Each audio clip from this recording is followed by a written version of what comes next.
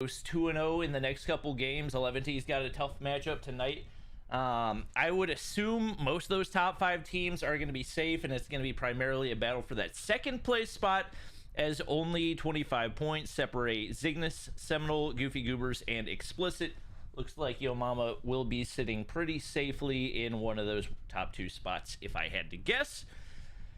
Day, taking a look at our matchups tonight, we do have Seminole versus 11T, Goofy Goobers versus Shreddit, Status Quo versus Midnight Gaming, and Zygnus versus Explicit.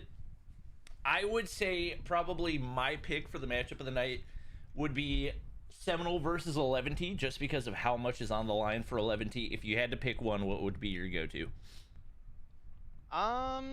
You know, honestly, I feel like the Explicit match has quite a bit of potential as well. A little bit more on the even-footedness of the matchup. At least in my opinion, I feel like those teams are just a little bit more evenly matched. Seminole versus 11T, it's important for 11T because they need those points to actually make it to playoffs. But with 11T having been struggling the way that they have, and Seminole been performing the way that they have, I feel like Seminole probably honestly just takes the 2-0. Zygnus versus Explicit's another story. I feel like those two teams are incredibly even. And then past that, I would say Goofy Goobers and Shreddit is probably like that third best match. I think Goofy Goobers honestly smoked Shreddit in Respawn, but Shreddit have proven to be a pretty reasonable force for Search and Destroy, so maybe.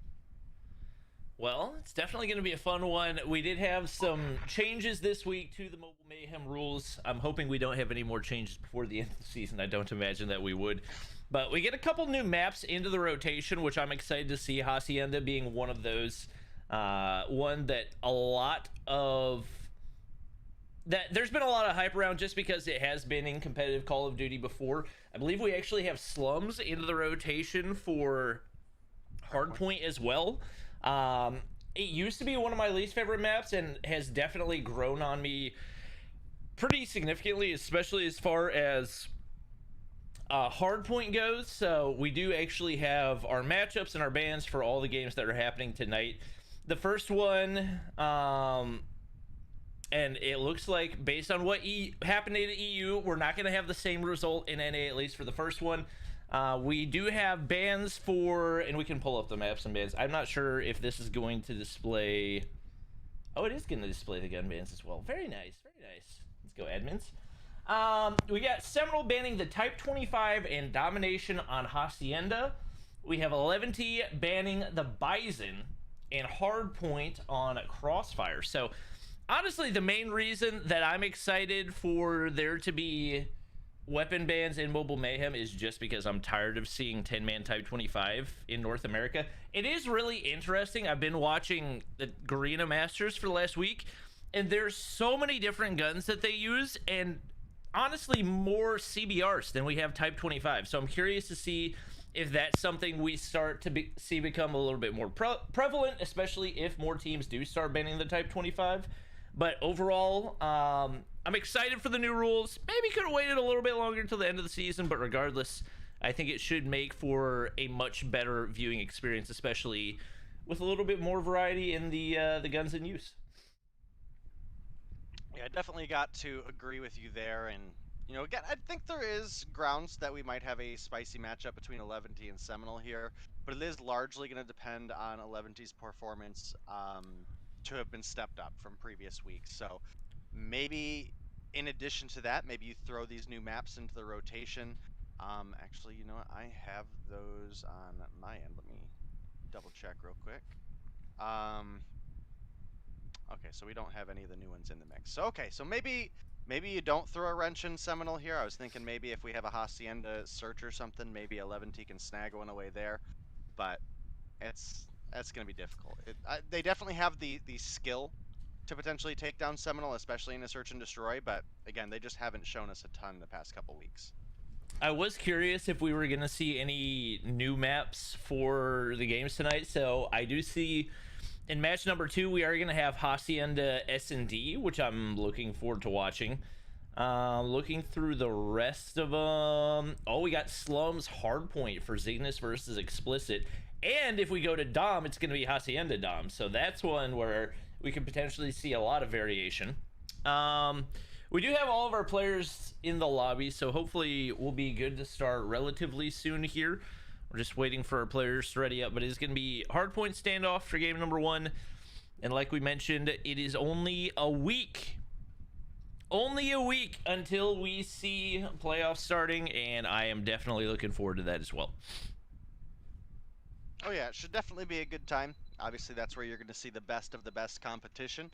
And while I think NA looks better this season, I think there's more teams specifically with Shreddit and Storm having picked up a little bit of momentum these past couple weeks. I actually feel like there are just a solid top 6 right now that have a chance. I know in EU we were kind of mentioning, or me and Verdict were kind of mentioning, one of the teams there. Illuminati is a team that came all the way through the qualifiers and struggled a little bit there.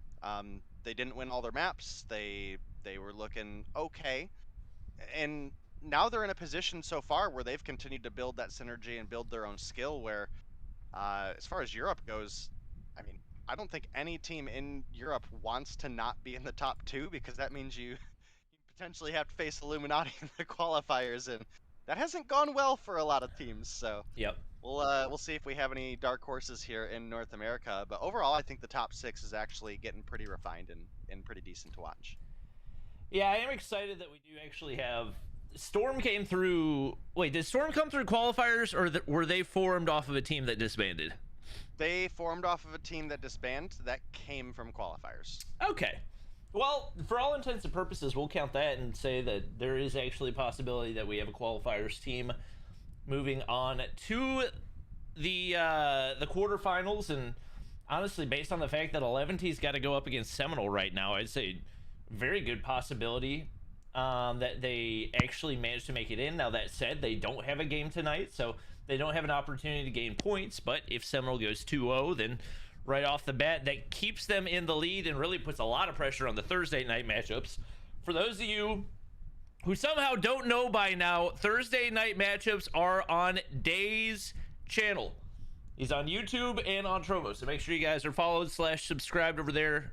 We do have all of our players readied up, so I believe we are good to go here. Hopping in to game and match number 1.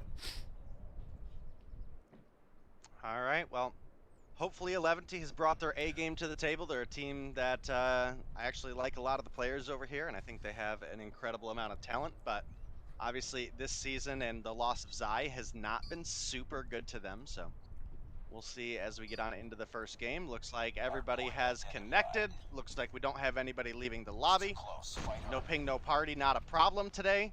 I like it. I like it. All right.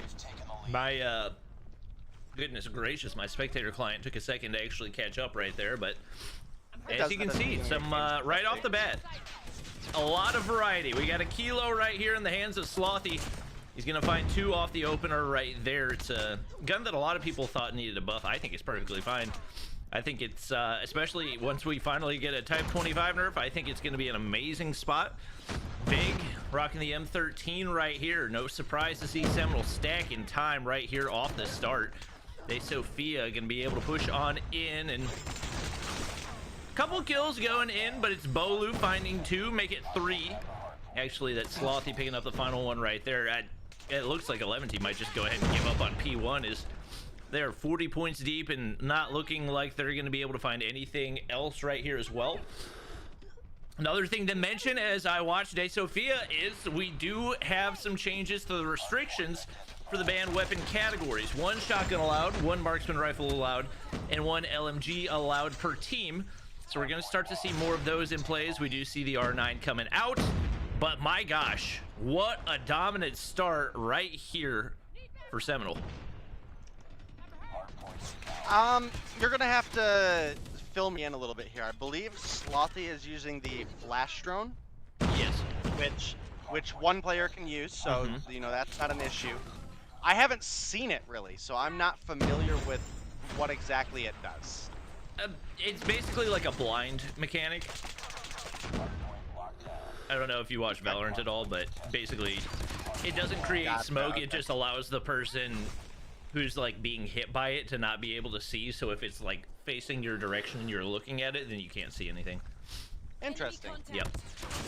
Well, that definitely adds some mix-up in this scene here. Slothy coming through the 2-piece. He does have a 6 on board. Oh my gosh, the D13 coming out. What in the world? I did not think I would ever see that in competitive. We can't, can we? Launchers weren't unbanned, right? I don't, is it considered a launcher? I actually have no idea. I think it's a launcher. Might have to get a ruling from the admins on that. Did he get a kill with it, or did he just have it? He just shot it. I don't think he got a kill with it. Yeah, the admins will check on that. We're gonna keep rolling on through. Right now, we do actually have a big P3 hill for the side of 11T. It was largely a Seminole P1 and P2, and Marshy pushing up is gonna find 2-piece in the feed for himself before getting taken down. We've actually had some good time put up by 11T, starting to put up a little bit of a fight, but it is gonna be Seminole making their break on into the hill. You can see Pallone was pushing to try to maybe get a re-break, but buddy, if you want me to be honest here, probably just good to set up for P4 at this point. One of the hardest hills in the game to break, and there's an opportunity where they could make a comeback on this one hill, realistically. Okay, well, our admins are checking. I'm pretty sure he used... Maybe it wasn't even the D13. Maybe it was him shooting out... Oh, that's probably what it was. It was probably him shooting out the flash drone. I probably mistook the flash drone for a D13 because I have actually never used the flash drone before, so I don't know what the animation looked like. But if I had to guess, that's probably what I was seeing because I'm pretty sure he's rocking the boxing gloves. So I take it back. Don't listen to anything that I say, chat. All right, well, 100-point lead for the side of Seminole right now as they continue to hold it down this P4. You can see many members of 11T making that rotation boxes, but they pretty much get gunned down right away. Now the cluster is coming through, and this is pretty much going to be a full hold for the side of Seminole here on this P4. Not a whole lot you can do about that. Jez is going to get taken down out of the top blue windows there, but man, Seminole just absolutely ruthless right now, and Vague maybe a little insulted. Last week I mentioned that he was the self-proclaimed best player in NA, but that Jez was better.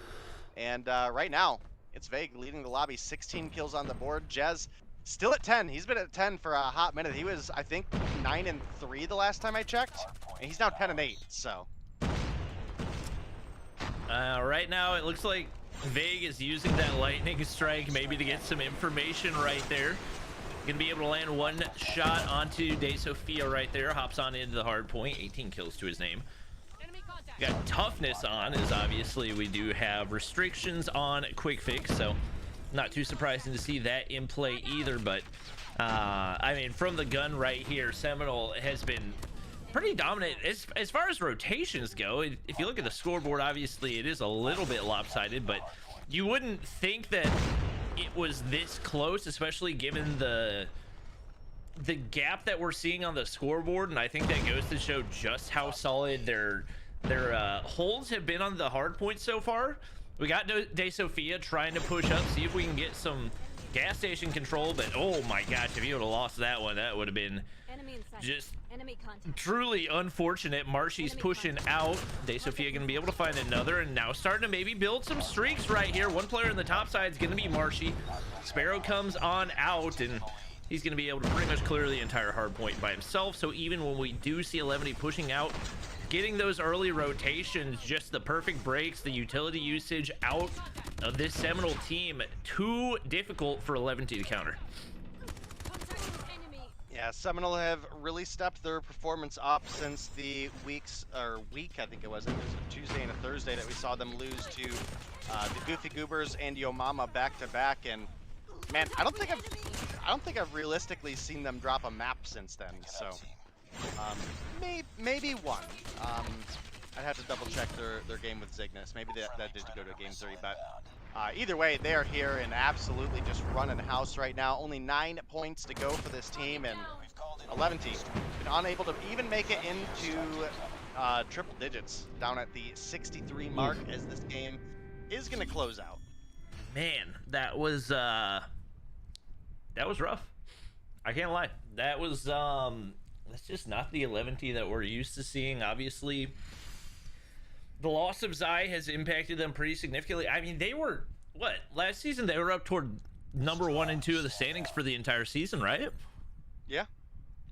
So for this to be the result is just a little bit surprising. Obviously, Legacy not having the performance that he would hope for, and he hasn't really been starting for them throughout the season. So you can't look too much into that, but across the board, nobody going positive. And I think the numbers that really stick out are the top slayers over on Seminole were also the players that had the most hill time. Marshy with a minute 42, Bolu with a minute 33. Just consistency across the board, and that's what you really need to be able to make it at this level of competition. Yeah, you're absolutely right, and it's definitely something that we're gonna be keeping our eye on is the skill level that develops for some of these teams moving on towards our playoffs next week. Obviously, that's going to be a big important week. All the money is on the line there at the end of the season, so definitely expecting a couple of these teams to step the performance up, and surely enough, as I was mentioning, the deeper we got into the season, the more Seminole really started to ramp up their play, and as a result, they're now looking like the #1 team to be once again in North America. I know once that team formed, everybody was like, Seminole's going to be undefeated and yada, yada, yada. That wasn't the case. We saw them again in Mobile Mayhem drop a series to Goofy Goobers and Yo Mama. We saw on some of the other community events that I've been a part of where, they trade back and forth with some of those teams. It's been less of a case lately. So they're definitely looking to win here towards the end of the season, and clearly they're putting in the work to do so. Yeah, that's what we expected out of them. It was a little bit surprising when we saw them lose as many games as they did early on in the season, especially just knowing what each of these players is capable of. You got Bolu, who is an IGL on the Western Champions in Tribe. You got Marshy, who's been a part of that team for a long time. Slothy, who's been dominant. Vague, who has been one of the most hyped up players, and obviously Jez coming in and slaying out arguably harder than anybody else on the team. When you got that combination, it's tough to counter. And I think they actually had a group hangout this week, which was cool, but I would imagine they probably didn't do much COD Mobile while that was happening. I don't know, I could be wrong on that one. We'll see if maybe we have some substitutions right here that can impact 11T and maybe give them a shot in the search and destroy. It is going to be on raid, and I mean, we always say that if the underdogs are going to take one, it's going to be in the search and destroy. We'll see if they can find a way. I don't. Who's De Sofia?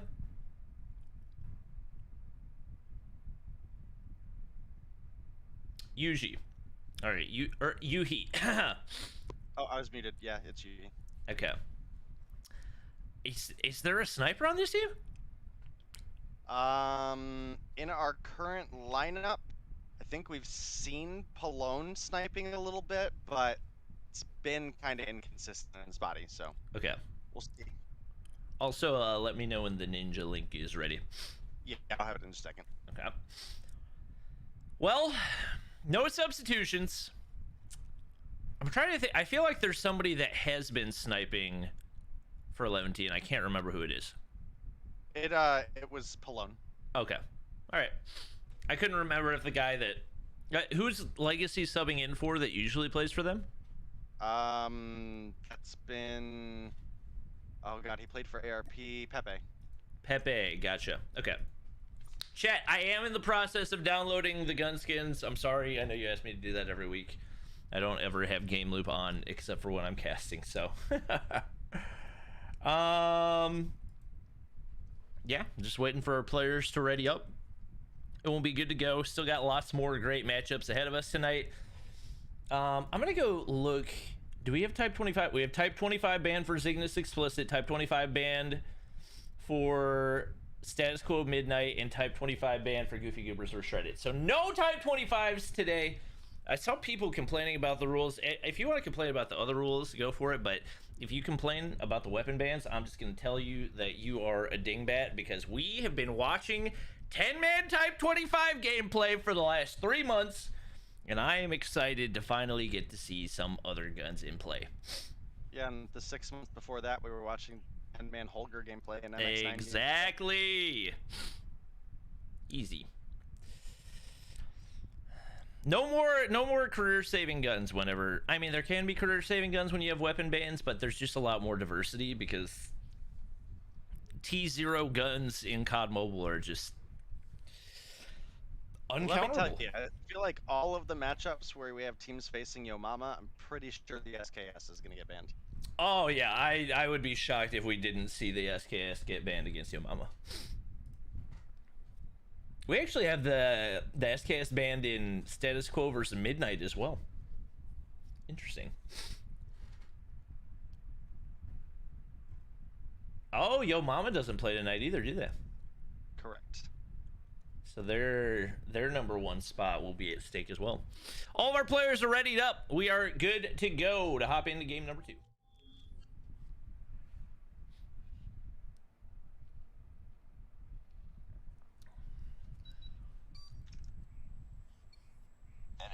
Drop the bomb. The games are underway. It is going to be Seminole on offense to start right here. Jez picking up the bomb, looking like a full send on over to B. 11T's got players here to counter it. Jez is pushing up with the boxing gloves. Doesn't see a player on the back of the van. I don't know how he's alive right now. There is absolutely no reason for it, but he's going to be able to push all the way up to the bomb site. Going to be able to get it down right there. Legacy's in top laundry. Was able to find one. Jez says, I'm just going to run all the way away from the bomb site. That was very unusual, but they do have Vague over there. Palone going to be able to pick off Slothy. It's Jez all alone, very, very far away from the bomb site. Nobody's hopping the defuse quite yet. So he might be able to make something happen right there, but Legacy hopping on, the sniper shot's gonna land. An opportunity for the 1v3, but can't make the third happen. Raven drops him right there and comes up big for his team off an aggressive start for Seminole. Bomb defused. Yeah, definitely a big clutch there, and like we said at the beginning of this, if 11T stand a chance, it's going to be in the search and destroy, and right now that does look to be coming true. They were able to pick up one very, very close round. It wasn't even a convincing one here early on, but if they can keep this kind of momentum up, maybe we see a game 3.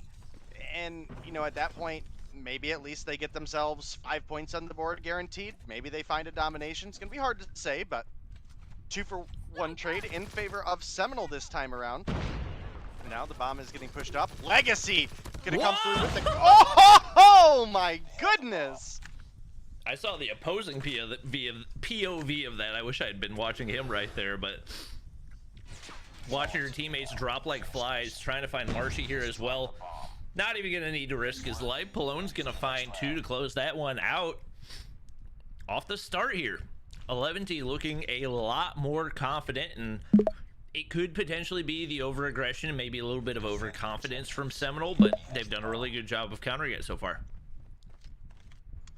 Yeah, 11T came through the big round last time, especially with the fact that Seminole started off with a 2-for-1 trade, and then Legacy finding 2 and Palone finding 2 helped lock them down. How does Legacy get a hit marker there on someone who's already half? I'm so confused. Was it a wall bang? That's my only guess. No, No? nope, straight on. I mean, it looked like it was a leg shot, but bro is half HP already. You know? Like, oh my goodness, where did this come from? Yeah, maybe we should see him pick up the sniper a little bit more. He's got the read onto Jez there as well, and even, what was that, a 2v4 right there? Something like that. Just storming back is this 11D team, who is obviously not happy at all with the result that they saw in the hard point, and they have brought their A game here in the search and destroy. Yeah, I mean, it's been an incredible couple of rounds for the side of 11T. You definitely got to give them compliments where compliments are due, and a bunch of utility coming in for the side of Seminole. Slothy sliding to find one, but ends up being Vague, picking it up with a actual frag. Yuhi comes through with the R9, finding one before getting taken down by Bolu, but Legacy right there for the refrag. It's a 2-4-2. Bomb is pushed up. Vague gonna win that fight with Raven. Now Legacy in a tough spot, drops to Bolu. Surely Palone does not clutch a 1v3, and Seminole get their first bit of points on the board for this series, or for this search and destroy. Ooh, bad timing right there for Palone. Vague was able to spot him. Easy kill to close things out. Seminole puts themselves on the board here in the search and destroy. As, I mean, this has been a very fast-paced search and destroy. Typically off the start, we see both teams usually playing things a little bit passive. Neither team has been remotely passive. I anticipate that will likely change a little bit as 11T gets ready to hop onto offense after this one, but right now, as I say that, it is actually Seminole slowing things down a little bit, trying to dictate the pace of the game and trying to see if they can find some information over toward the B site. Flash round's gonna go out, 1-for-1 trade. Bolu drops, or Jez drops, as does Wiru. De Sofia gonna get taken out by Vague, and Slothy's pushed all the way up to Legacy right here. Gonna be able to find another one, and the confidence maybe dissipating a little bit for this 11D team as Palone's the last one alive once again. He's on the wrap right here. Gonna be able to find one. Vague's gonna go ahead and shell, hits his shots. And that's now 2 in a row going through for Seminole. Bomb spotted. All right, well, we've switched sides. It's now going to give the offense over to the side of 11T. Maybe they can find a little bit more of a groove back here again. We obviously already saw them off to a incredible start. But then 2 rounds bounced through for the side of Seminole, and with Marshy opening up with the first blood, definitely got to be feeling pretty good if you're Seminole in this position. Slothy comes through with another onto Palone. Vague with the drop shot. Oh my goodness, line him up, knock him down. The clean sweep round for the side of Seminole here. And that's now 3 rounds in a row for Seminole. Wiru had a really good opportunity to win that gunfight and just missed his shots, and those are the types of kills that you really got to capitalize on. When you get somebody lurked up that far from mid-map control, you got to be able to capitalize on it, and ever since those first few rounds, they just haven't really been able to do that. They've been relatively predictable on their pushes as well, not really seen any looks over toward the B site, full sending toward A both times, and they've been hard countered on both of those. They do finally get the opener as De Sofia able to take out Marshy there. Legacy finds Bolu as well.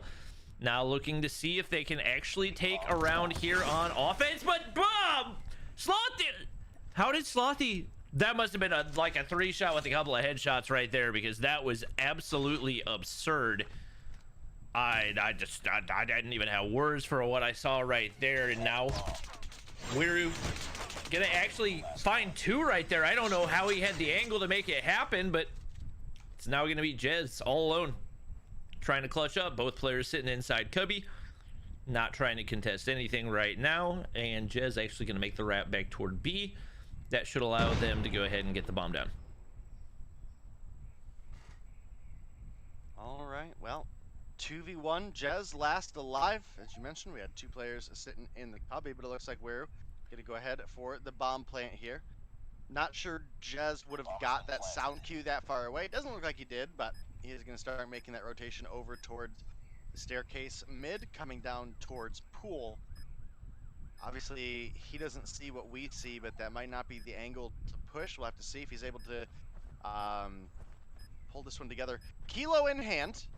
Does have a DLQ as well. Misses the shot on Wero, gets taken down before he can even look for the other. That's going to be a first round we've seen out of 11T in a couple of rounds. That definitely felt like a must-have round for 11T. Is 3 rounds in a row, go the way of Seminole. They haven't been able to find anything on offense. Once again, looking relatively predictable on the pushes as they pretty much full send, and that's going to give Jez a free kill right there. De Sofia going to be able to take out Slothy, so 4 players remain for each team. 1 player tucked away in that top sniper corner. And that's going to be a really tough read to get if they don't have the information on it already. as more than likely they won't be able to see Jez until somebody actually goes for the hop up right here. Bolu gonna find Legacy. Sniper is down, and that's gonna be crucial information, as obviously Yuhi gonna get spotted out from Sniper's nest right here. He's trying to back up. Shots coming across. Not able to land it yet. Palone does still have the bomb. They're looking to wrap back towards B, but it seems like Seminole is ready to counter, as they've got one player lurking toward mid. They might, yeah, and now you see the players start to rotate as 2, make it 3, make it 4, all making the move over toward B, and very good chance we see 11D countered here. Well, it's a 3v4. We've seen them in this situation already this series, and they were able to clutch it up. Can they do it again and put themselves on match point? Or are Seminole going to tie things up once again? You can see Vague pushing on up towards red. Raven taking some shots on him from behind. Couldn't quite find him to connect. Vague probably should have won that gunfight, but Raven going to even things up 3-3. See Jez, DLQ in hand, starting to push up mid. Couldn't quite get a sightline on Palone, but has an idea, and sure enough, there the bomb plant Q is going to come through. Marshy takes down Yuhi, and now Raven definitely just got spotted there. Taken down by Jez. And Palone should die for that. Yeah, the sniper shot's landing for Seminole right now, and when that's happening, they are a tough team to beat in Search and Destroy. They're going to tie things up 4-4 right here. Right now, just once again, doesn't seem like a whole lot of confidence for 11T, playing very, very slow and pretty predictable as well. I would say the best move here is for them to maybe throw a look over toward B, but that's what you think probably Seminole's going to be expecting. They actually don't, and they're going to play very, very slow off the start. They get some information as the nades come through. Slothy's going to get picked off the start, but so does Wiru. Palone pushing up a little bit and still content to play things past him. Maybe a nade to see if you can get a hit marker on the top statue on the backside. Marshy's going to get spotted out, and he's going to go ahead and retreat, but that'll give information to Seminole as well. Bomb still in the hands of Palone, and right now they are just not trying to take any type of risks, and that's going to allow Seminole to get really pushed up on the defense right here. And they've got a nasty pinch right here that's not going to allow 11D to get anywhere easy.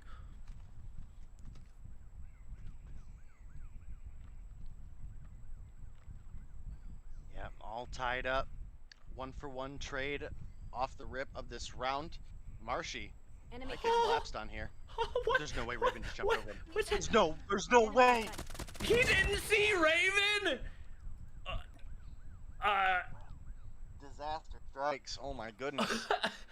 They still come away with a man advantage, but what in the world was I watching right there? As a player literally walks directly past Marshy as he looks the opposite direction. Palone's got the bomb. Only has 25 seconds, and you would think he's got to make a wrap back toward B, right? Especially with Legacy getting taken down right there. There's no way you're going to find all 3 kills right here, and Bolu's got the snipe in hand. Lands the shot as he tries to come out of kitchen, and now it's Seminole 1 round away from closing things out in a 2-0. Well, 2-0 would be big for Seminole, and or more importantly, it's going to be big for Storm, right? We were obviously talking a little bit earlier about them having a narrow lead over 11T right now and not playing tonight. So Seminole kind of helping play gatekeeper here, and as we get into our 5th round, or potentially 6th round for Seminole, 11T actually find a couple off the rip. Slothy and Bolu are left in a 2v4. Legacy taking shots, does get hit markered himself, has to be a little bit careful here. Looks like we had a hit marker onto Yuhi as well, but the bomb plant comes through. 40 seconds to defend against 2. Surely this is around 11. You would think so. I think that Slothy got information, but Raven peeks over there, and now Bolu's all alone in the 1v4. He's got a sniper and an M13 to work with, and needs to find the opener here. It's going to happen onto Legacy, but if I'm 11T, I would imagine just packing on Cubby down there. Instead, Raven's going to go ahead and wrap wide. Fortunately for him, Bolu misses the shot, and we do find ourselves now here And round 11, even though the second half of the game hasn't looked great for 11T, a huge win for them right there, and they do switch back to the defensive side where they definitely looked a lot stronger. Could potentially still push this to a game 3. And well, they're definitely trying. A first blood for them would be really big right here. And looking at the lineup, we still have a R9 out for Yuhi. We've got a Holger out for Polone, Kilo for Weru, M13 for Raven, and Legacy coming through being that sniper for the team. One would hope, if you're an 11T fan, that Legacy is able to find a first blood here. We have a great angle. We do have a plant coming through. Just not cooked long enough. Or too long, I mean. If that would have been just a little less cooked, I think he gets that kill on Big planting the bomb, but I guess that's neither here nor there at this point. We've got 30 seconds on the board. It's a 4v5 as Polone finds first blood. Legacy. This is a key shot there, and instead Bolu's able to pick up the kill. Raven taking down Big. It's now a 4v3, but time is against him. There's that PPSH from Jez as he lasers Polone. And it looks like this is going to be probably a 2-0 here. I just don't think there's time with, yeah. This is over, right? Yeah, it should be. Weir's going to go ahead and hop the bomb. I don't know what the purpose of him trying to take the gunfight there was. Your only hope of winning is if you get the defuse at that exact second. Perfectly played by Jez. And maybe a little bit too cautious on the defensive side was 11T as they get the players knocked down, but just don't have enough time to work with. Seminole comes out with yet another big 2-0 victory. That's going to help them in the standings, trying to get into the top 2, and that's going to hurt 11T that much more as they find themselves struggling to get into that 6th spot. I definitely just broke my plate. Darn it. I couldn't tell if that was a in-game sound effect or if that was on your side. Yeah, I just dropped a plate. Oof. Or a bowl, I mean. F's in chat. Yeah. Yeah. My favorite bowl. Oof. Pain and suffering. You have a favorite bowl? Yep. I have a favorite bowl, bro. Why is it your favorite bowl? I don't know, I just like it. It's blue. Okay. Like it. All right. Yep. Yep, that's... I'm a little heartbroken now, chat, but... What you gonna do? Well, Jez, Veg, and Bolu coming through big for Seminole right there. 11 kills apiece. A little more consistency for 11T, but just seemed to lose that confidence a little bit throughout the span of the games, and definitely struggled a little bit to play confidently in those later portions. A solid performance in S&D, but you really got to bring your A game all the way through, and they weren't able to do that right here. That, for the standings, is going to help out, like we mentioned. Seminole moves up even more. I think these are updated standings, so that's going to move them up in the number 2 spot. Only 15 points back of Yokohama, and an opportunity for them to potentially even move into first place depending on how the final games of the regular season go on Thursday.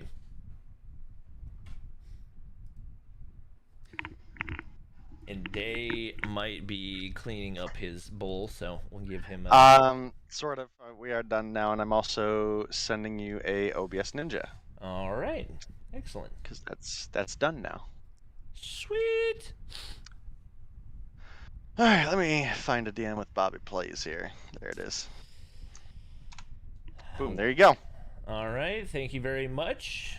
We'll go ahead and take a look at the next matchup while we get Day's face up on the screen momentarily. It is going to be, and that's the old matchup, so I'm not going to show that one.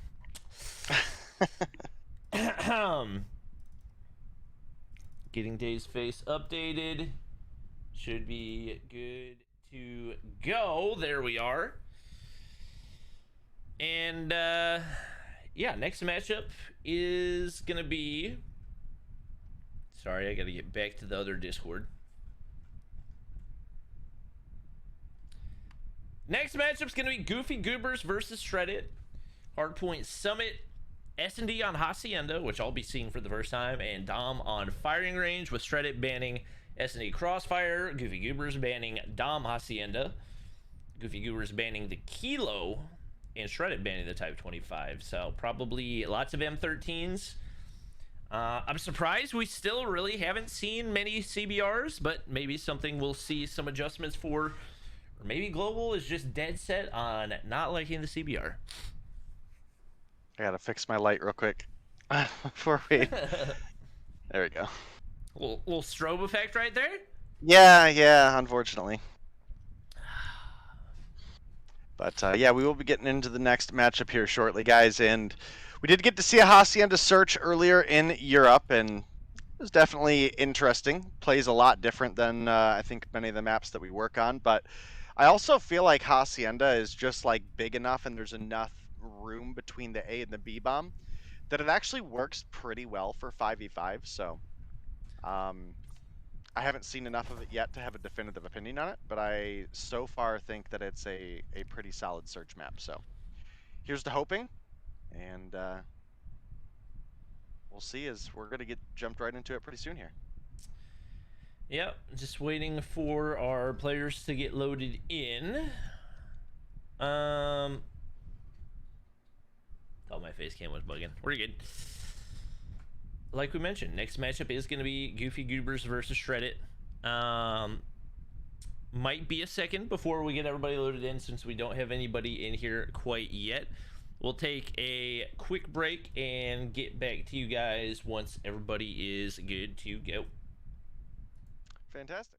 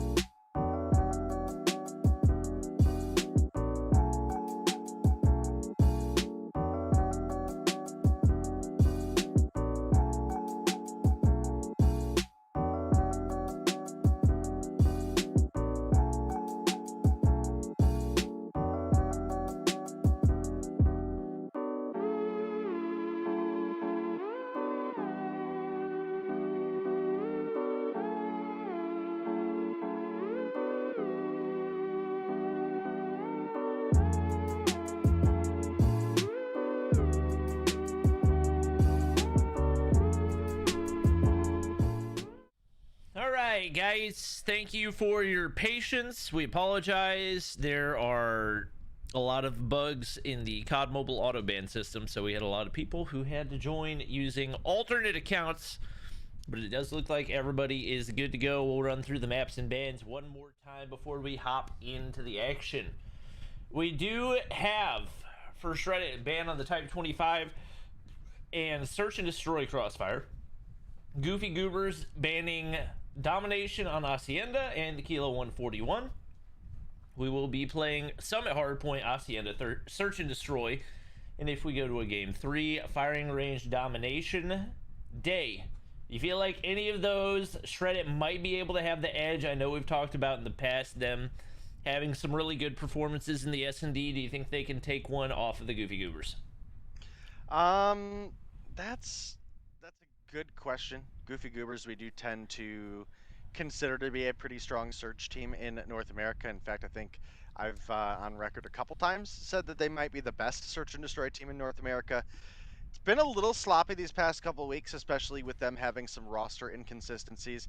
We obviously had the pickup of Solo recently. We, again, see a different person filling in every week. Sometimes we see Washi, sometimes we see, I think, Jesus on the roster. Obviously, we've seen Solo coming in the mix. So that's kind of a little bit of a gray area for me, is we don't know how necessarily they're going to perform. And they did re-add Parrish to the lineup as well. So this is another situation where it's like, okay, we now have Solo filling in, and we also have Parrish playing with the likes of, we've got Blur, Band, and Envy here as well. So look over at the opposition, pretty solid lineup for the side of Shreddit. Not entirely sure who Jocelyn is. Maybe somebody that we've seen in the past, maybe not. But we have Sins, Naz, Hermes, and Cupcake, who are 4 players that we've been seeing for the Shreddit lineup. So definitely have hopes that maybe we see a game 3 here. Obviously, it's not going to be easy up against the likes of Goofy Goobers, but it is going to be possible. So we'll see. All right, well, we got all of our players readied up, so we should be good to go for game number 1. Or we had all of our players readied up. I think I remember Jocelyn from like a long time ago, and he/she hit some crazy snipes in Search and Destroy. I'm not 100% positive on that one, but the name at the very least sounds familiar. Just for clarification on the names one more time, Clout, I believe, is Envy. Correct. Shorty is Solo, and Cammy is Blur. Okay. And then Parrish is Parrish, and Band is Band. So correct. Hopefully we can get everybody's accounts fixed soon. Now I think everybody's ready for game number 2. Match number 2. There we go. Well, we'll be getting on into it. Hopefully it'll be a good matchup between these two teams. I obviously am right on board with the Goofy Goobers for the respawn, so I wouldn't be shocked if they just come through and powerhouse through the hard point. But Search and Destroy could be a toss-up, so we'll see when we get there, especially with it being on a new map in the rotation. You maybe can't rely on the Goofy Goobers' bit of expertise on the map, but it does look like we're going to get a fresh reset, a little bit of that no ping, no party action. And hopefully we'll get into the game shortly after. Well, hopefully we get everybody loaded back into that soon, especially given how long it took everybody to actually join. It's okay, though. It's okay. Once we get rolling... Is it okay, though? Yeah, I mean... What are you gonna do, you know? Ban them. Okay, sounds Easy. good. Goofy Goobers, Day says you're banned. Sorry, you gotta go. Unless if you drop Blur. If you guys drop Blur, you can stay. No, banned is not banned. Banned is one of the few that is not banned.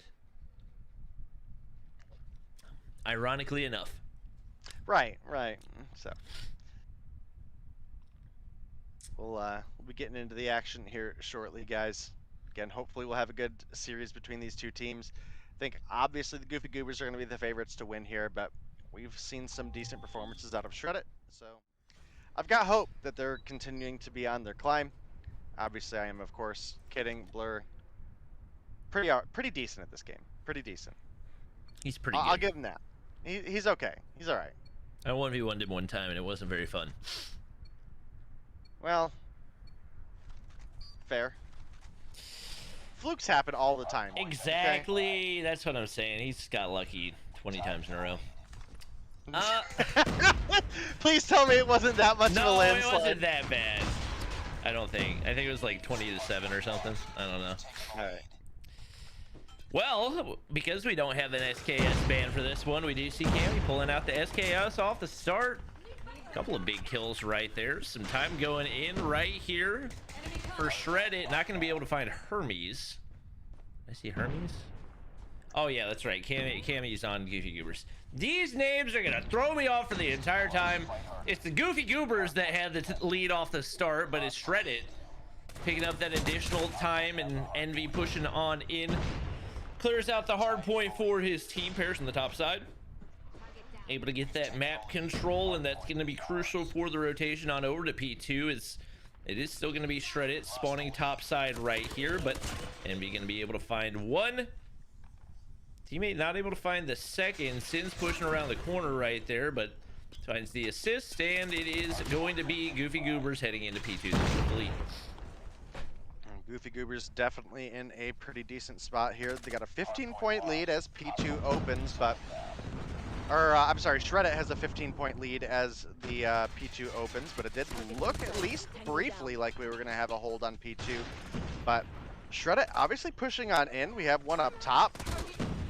And now that's going to be Blur rotating in from behind. Gets taken down by Sins, who finds a two-piece of his own. And we've actually got a pretty close game on our hands. Yeah, that was a huge clear out right there for Shred It. Allowed them to tie things up at least for a little bit. Ban gonna get taken out by a nade right there. Trophy system's gonna be crucial on this hard point, and just like that, Hermes gonna be able to push on in. Trophy going down for him. That's what you like to see. That's gonna force Goofy Goobers to go ahead and push for the P3 rotations. Obviously, spawn control gonna be crucial right here.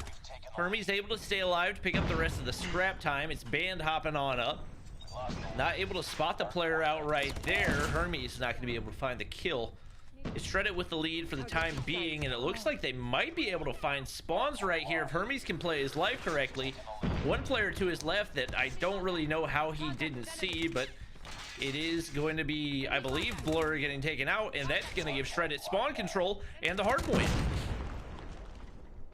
Definitely a good position to be in if you're Shredded, especially if you get a big hold here on P3.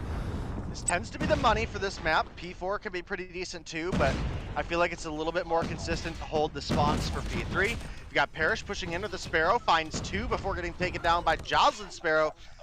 That's going to be two for Jaws as well. Now you can see Solo picking up two, and now Goofy Goobers, they're just getting set up for next, and Shred It have a pretty solid lead so far. They're going to get the last 20 seconds of trickle. I mean, that was an absolute clinic from Shred It right there on how to break spawns and get the hardpoint control. They're going to get all of that scrap time for free. And it looks like somebody for Goofy Goobers might actually be... No, not AFK. I saw... Cammy is Blur, is that correct? That is correct. Okay. I thought he was AFK. He was just sitting back and waiting for Shred It to actually make the move right there. He's going to pull out the Annihilator, see if he can find something right here. Hermes drops. Another one down for the count. Jocelyn taken out of the equation, misses the shot. Still able to find the follow-up right there. And Goofy Goobers trying to close some of this gap following the solid P3 that we saw out of Shred It. It is It's Blur probably a good now time to jump into a listening with Goofy Goobers, actually. We missed it in the first matchup. Let's do it. All right. It might be forklift. I think there's one. He spawned red. No, they're deep. They're deep. Two of them. He spawned red. What's that D? See it on top, new. Deep got me. We can play for top. Play stairs. Yeah, I'm holding. Ben, you hold that side. Oh, see down, bet. Go in. Top again. You're fucking Envy's a freak. What the fuck was that? Ellen dead. Yo, Paris, focus crossing me. Yeah, I know. I already got him green. Careful bottom, maybe bottom. I got track. You don't jump up. Solo. Yep. He's dead. Top, on you. Go in. Running green. Top. They have tech 5. Tech 5 top. Bottom. Yo, top, Paris. And yo, on you can make a win. You got that? Top got me. I'm right. I have a lightning. I full streak. I'm close to One on hill. Yo, another one con. 2-1-0. I'm peeking. I got full streaks. Yo, two guys heal. There's two top. Beat him. I'm going top. Beat on one top. Well, we saw some solid plays coming out of Goofy Goobers right there, but still not able to get the lead right here. Just super solid play out of Shreddit right now, and overall looking like a pretty even matchup, which coming into this we wouldn't have really expected. And I've been muted, but I was talking the whole time. Well, Blur almost on a nuke right now. Kinda nail biting to see if we caster curse him on his 2-kill streak. All 3. Oh my god, dude, we're so close to a nuke by Blur standards. Oh, he's got 4. Confused for a second. I was like, wait, what's he talking about? There was a week me and Verdict are casting, and we jump into VCs, and Blur's like, bro, I'm about to nuke. Kid's on 6 kills. Oh man. But this has been actually a really close game, and Shreddit's still in the lead right now. This is not at all what I expected, but Shreddit, as we mentioned, is a team that's stepped up the past couple weeks of competition. It was specifically in Search and Destroy, but man, they're going toe-to-toe with Goofy Goobers right now in a Summit Hardpoint, and that's not an easy task to do for any team. Yep, Parrish looking to break spawns right here. He's got a cluster strike to work with. Alongside a Pred missile, Nas doesn't see the player wrapping. It's going to be another free kill for Parrish, and that spawn control should be enough to put them in a position to actually be able to take the lead right here. But the Gravity Vortex comes out. Well played by Nas right there, and they're going to be able to take spawns once again, I think. No, it's still Goofy Goobers with spawns right here. I thought it was going to be enough. You see the Sparrow coming out right there. Annihilator comes out as well. Whole lot of operators in play for the Goofy Goobers, but especially to be able to control a money hill like P3, probably going to be worth it in the long run. We see Parrish on 32 right now, and we haven't really seen him in action much recently, but he is absolutely slaying out of his mind right now. Yeah, big hold for the Goofy Goobers here on this P3. They were able to burn down a lot of that time, and while they are going to lose out on the trickle here at the end, they're set up for P4 as well, and Blur is looking to stop the rotation, finds 2, but falls to Naz. Only about a 30-point lead for the side of the Goofy Goobers right now. And they're set up for P4, which isn't quite as money as P3 in my opinion, but definitely has some potential to still be a good hill. And now you can see Sins pushing up. Blur got to be low on ammo after spamming all those SKS shots. Yeah, about 10 shots left, so more than enough to kill a couple people, but cost 200 point now. I mean, they have absolutely clamped down the last couple of hard points, and Shreddit has not been able to poke a hole anywhere that they look. Right now, I mean, Cupcake's top fragging, but pretty much everybody else in the negative right now, and that's starting to show itself more and more. We got Blur, 33 kills, Parrish, 35. I believe that is... Who's Shorty? I can't remember. That's banned. Okay. Or no, I'm sorry, that's Solo. Okay, Solo Shorty, he's got 27. I was thinking Solo's banned. But, it's looking like following a really solid start out of Shreddit, this is probably going to be enough for the Goofy Goobers to close out game 1 right here. More streaks starting to come on through. Oh my gosh. And the turn from Parrish onto Hermes, just the cherry on top right there as they close things out. They were, I feel like at one point they were losing when Shreddit had around 150 points, and they end the game with a 100-point lead with Shreddit still at 150 points? It's a little bit more than a feeling, Bobby. That's exactly what happened, and well, I don't think you can entirely be disappointed if you are the side of, if you're the side of Shreddit here. You obviously have your opportunity still in Search and Destroy. That's where we've seen them do a little bit better. But for a while there, they were going toe-to-toe with one of the best teams that North America has to offer. So that alone, shows how far they've come so far this season. Obviously, specifically in the end stages of that game, got out-fragged pretty hard. But throughout the several points that they were even, I think they had a kill lead for a while as well. So definitely a great performance here. And I think, honestly, that was, even though we didn't get the listen-ins with Shreddit, I think if you're on Shreddit, that's a great match to go back and watch and see exactly where things went wrong. Because as you mentioned, they got up to 150 points. They were really holding their own, and then it fell off from there. So if you guys, really want a little bit of advice for your practice, throw that VOD review in there, because that was one of your guys' better respawn games, and then the coordination just fell off pretty hard. Yeah, it did feel like the turning point was on that second rotation of P3, and it felt like there was one gunfight that we watched there in particular. Hermes got down to one shot on the inside of green, and instead of wrapping to the backside and healing up, he ego-chelled on the opposite side, got taken out. That immediately gave spawns over to Goofy Goobers, and once they got it there was a solid push out of Shreddit to try to get it back, but once the push didn't go through, they used their operators, they used all of their utility and couldn't get the kills, and that allowed Goofy Goobers to start to stack some of those score streaks. Once those score streaks are in play, it's pretty much game over. So especially with how well we saw Cammy, aka Blur, playing, going 36 and 18 with a minute 51 on the hill. Parrish, who has not really been present in Mobile Mayhem recently, but comes storming back, minute 14 on the hill with 37 and 14. Very solid performance out of those two. Yeah, definitely. And they've been two of the standout players for this roster, and definitely one of the teams that's competing for the top. Even if they've been struggling a little bit the past couple weeks in the standings, they're still obviously in a great spot.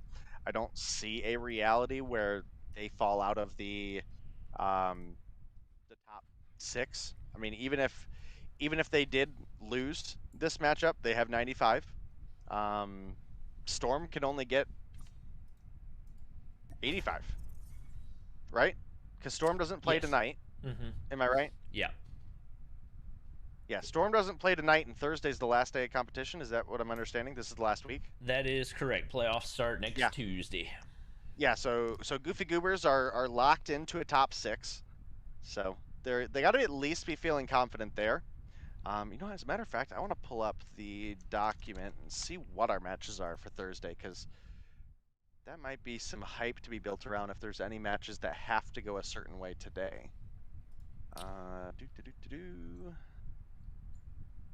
Most important thing to note would be who has a bye on Thursday, because if obviously Storm doesn't have a bye, they have a bye tonight. But if 11D has a bye on Thursday, then that's a guarantee for Storm to be top 6. 11T faces Midnight and Storm faces Goofy Goobers. Oh, man. Ooh, that's... 11T definitely has the easier matchup. 11T's got a big opportunity. I mean, man. Yikes. That feels bad for Storm, man. They've fought tooth and nail all season long. Yep. Just for FaZe to get snubbed once again. Yeah, we got most of our players readied up, so we'll be hopping into Hacienda Search and Destroy momentarily right here. Yeah, that's just tough for Storm. I mean, obviously there's a chance we have 5 matches on Thursday. Oh, really? Nobody has a bye? Well, no. Apparently not.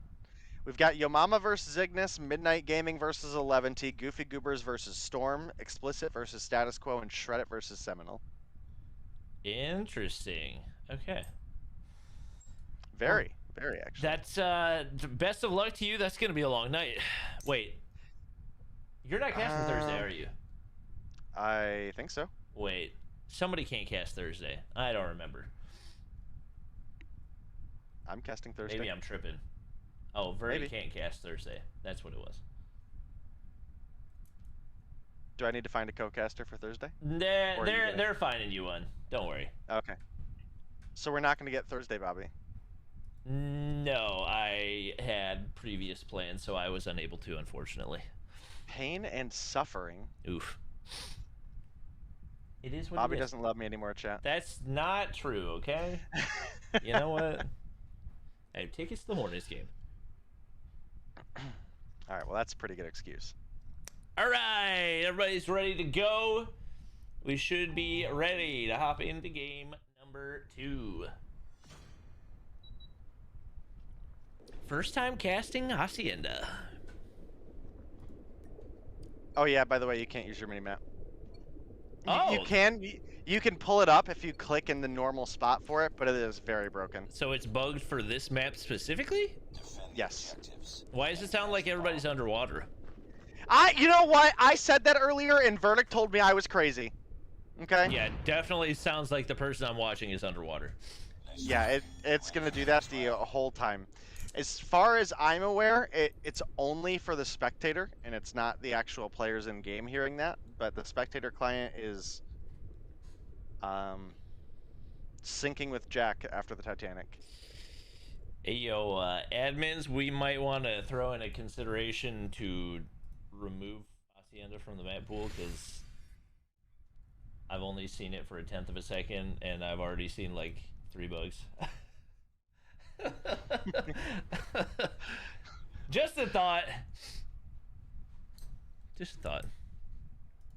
It's a draw.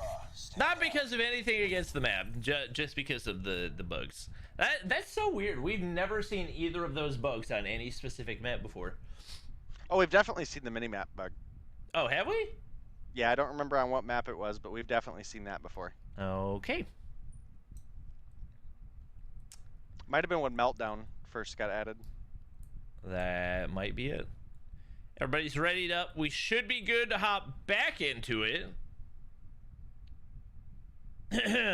Edmonds. Let's get it. All right, well, getting ready to get into our second search and destroy of Hacienda for the day. If any of you caught the European broadcast earlier, if you didn't, then this will be your first. You're going to have to listen to the sounds of the ocean with me and Bobby for the If next you turn off the ambient 10 volume, minutes. it takes it away. ambient volume. Yes. That just Shout out to means whoever in severance. chat said that. You're my best friend. Audio. Cammy almost got some big information right there. Wow, this is such a wide map. Sins finds the opener on to, I believe, Envy right there. Bomb goes down very, very early. Goofy Goobers didn't have the read, but they're ready for the retake. Band takes out Hermes. Parrish finds Nas. Trade. Jocelyn pulling out the Fennec right there, and the snipe at a Cupcake. It's Blur all alone trying to clutch up. Finds one right there. 2 players left to take out. Still got to get the defuse as well. Sliding the corner. A whole lot of missed shots, but a lucky headshot right there. He's still got a chance to make it happen. Not going to be able to make it land onto Sins, though. It is going to be shredded, taking round 1. Ready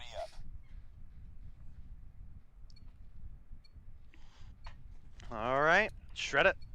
We were talking about their search and destroy, and they're already showing up against Goofy Goobers here. This is not a small name in North America to take down, and it's not going to be easy. Obviously, we saw them put up one hell of a fight in the specifically first, like, 60% or so of the Summit Hardpoint. Things did start to fall apart for them a little bit there, so we'll be on the lookout. Blur going for the reverse grenade. Can he find one, though, is the question. Oh, he got a hit marker! Oh, man. Oh, that's suffering. That's suffering. Ooh, that is a nasty angle from Blur right there. Drops Cupcake. Man advantage for the Goofy Goobers. Another one drops. Jocelyn trying to clean something up right here. Finds one, but all alone on the inside, finds 2, can't make it 3. Band is there for the trade. Big plays going in. It is going to be, I'm still trying to get things straight. I believe Blur getting the fuse right there. Yeah. And we're tied up at 1-1. Okay.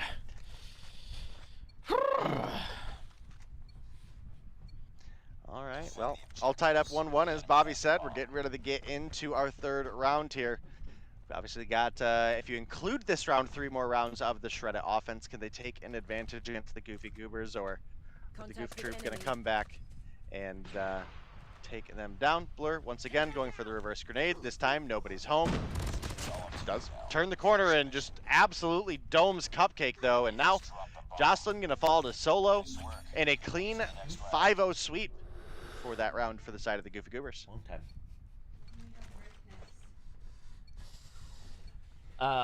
Don't know. Love you too. All right, it is the Goofy Goobers taking round 2 right there, and starting to look a little bit more confident on even the defensive push right here. Is Band's playing the lurker, trying to make his way up through mid-map right here. Sins might have spotted him right there. Doesn't look like it, as he's going to get all the way through. Couple trades come through, 4-man apiece. Parrish and Band clearing out the top side right here, and with another player getting taken out for each team. Numbers dwindling, but Hermes is going to be able to get the plant down. It does seem like A has been the go-to side for both of these teams, or for this team. This team is obviously only one team is planted so far. What a shot out of Blur right there. Hermes drops, fakes the defuse right here. They drop left and right. Another easy defuse goes in for Blur, and the Goofy Goobers, as expected, looking solid here in the search and destroy. Yeah, you are absolutely right. They lead 3-1. We're getting ready to go into the last round of the Shredded offense, and this is a must-have for Shredded. I don't think you can afford to go into the second half down 4-1 against a team like Goofy Goobers. Now, me and Verdict earlier, we're looking at kind of the spawn points versus the bomb placement, and I think this is one of the maps that the defense has a pretty sizable advantage. The bombs are mid for both sides, but they're on a defense favoring side. Of, you know, for example, if you look where Hermes is planting right now, and you pull up the mini-map, well, I guess he gets taken down. What the? But you can't see the bombs are just a little bit shifted closer to the defense. We got a freaking water battle going on right here. I don't know if Cupcake, I think okay. I was really worried that Cupcake was going to be stuck and we were going to have to watch 1 minute and 7 seconds of somebody swimming around trying to find somewhere to go. Envy going to be able to find the final kill to clean things up. And the defense looking pretty solid right there for Goofy Goobers as they now switch sides, and lots of pressure on Shredded to try to find some rounds here if they want to push things to a game 3. Well, they're on the defense now, and as I mentioned, I feel like the defense has a little bit better angles over the bomb. They're also able to get there just a little bit quicker, so definitely have some opportunity, but they are playing a little bit passive there on this side. It's going to be Blur picking up the 2-for-1 trade as Parrish does fall. Now with the slide on the corner, that's going to be Solo picking up 1, Solo picking up 2, and now it's just Cupcake left alone, and I think this is match point for the side of the Goofy Goobers. Even with Cupcake picking up that 1, sure enough, turns around, walks right into Blur, and that is going to be the 5-1 match point for the side of the Goofy Goobers. Yeah, my hotkeys don't even work, and I can't click on the mini-map, so I don't even know how I'm supposed to... So click where the mini-map should be. Oh, wait, I can't like remember. The little blank spot. Oh, yeah, okay. All right, that's good to know. Thank you for the heads up. Yeah! All right. Well, it is going to be match point right here for the Goofy Goobers, looking to close things out. An opportunity over on the defensive side for Shredded, and we do find the opener from Sins on to Blur. Blur's had a pretty big impact so far. He's got, I believe, most kills of anyone in the lobby. Hermes and Nas have just not been able to find their momentum. Hermes sitting on a goose egg right now, and Would definitely like to find one. Ben going to be able to pick up two right there, and Hermes wrapping back through over toward the A site. He's got some high ground control, but he says, no, I don't want the high ground control. I'm going to go ahead and wrap back toward the low side. Last man standing. Trying to rid himself of this goose egg. It is going to be Solo peeking that angle. He's backing up right here. Solo peeks around, takes him out. It's going to be a goose egg for the finish, and a 6-1 win for the Goofy Goobers will secure the 2-0 sweep. Yeah, we definitely had some close rounds there, but just not enough, and it's going to be, obviously, as we mentioned, the Goofy Goobers coming through with the 2-0 victory, and if you're Shreddit, again, I think you have a great opportunity to do some VOD review on the Hardpoint matchup. That's probably the best I've ever seen you guys play respawns. So, you know, got to give you credit where credit's due.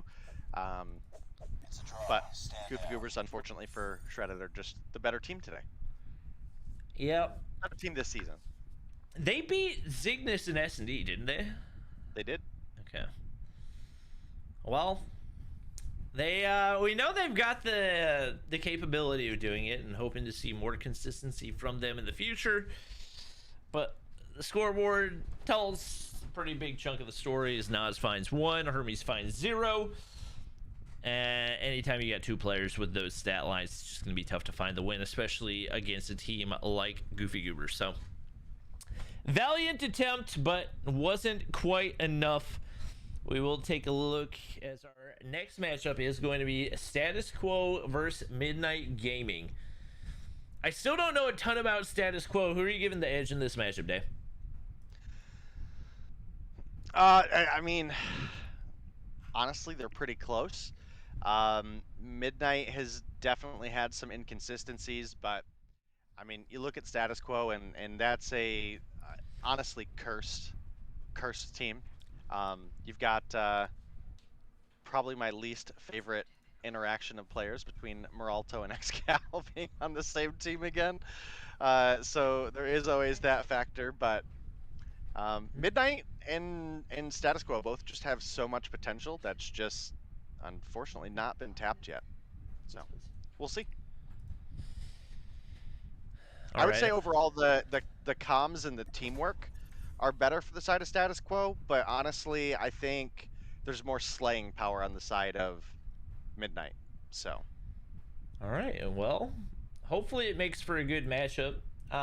This is not really a matchup that's going to impact the standings, but definitely an opportunity for both teams to prove themselves a little bit more, especially with Status Quo joining so late in the season. We are working on getting all of our players loaded in, and we still do need... Oh, I forgot. Meltdown got added back in. Okay, I'm excited for this, so I'm going to talk about it. We do have our maps and bans. We've got Status Quo banning Type 25 and Search and Destroy on Hacienda. Midnight banning Domination on Hacienda and the SKS. So we're going to have Takeoff Hardpoint, which honestly I've kind of missed. I feel like we haven't gotten to see it all that much recently, but it grew on me a lot, especially throughout Stage 4 and Stage 5. Meltdown Search and Destroy is back. I think Meltdown is one of the all-time best Search and Destroy maps that COD Mobile has ever had, if I may say. I've been asking for Meltdown back for a couple seasons now. I'm super happy that it's back in the rotation. And then to wrap it up, we got Raid Domination, which is always a solid one right there. So I am a big fan of the map rotation for this matchup. Absolutely, and we have players funneling in for the side of Status Quo so far. We've got Cartels, XCal, and Will in the lobby. Probably going to see I would say we're probably looking at the likes of Meralto and Tsunami joining. Tsunami is there. And then for Midnight to have their best chance here, I would say hopefully their lineup looks something along the likes of Debenji, Kane, Dios, Kumia, and Snicks would be, in my opinion, their best chance of winning. All right. Well, we will take a second for the players to get loaded in the rest of the way, and we will be back with you guys momentarily.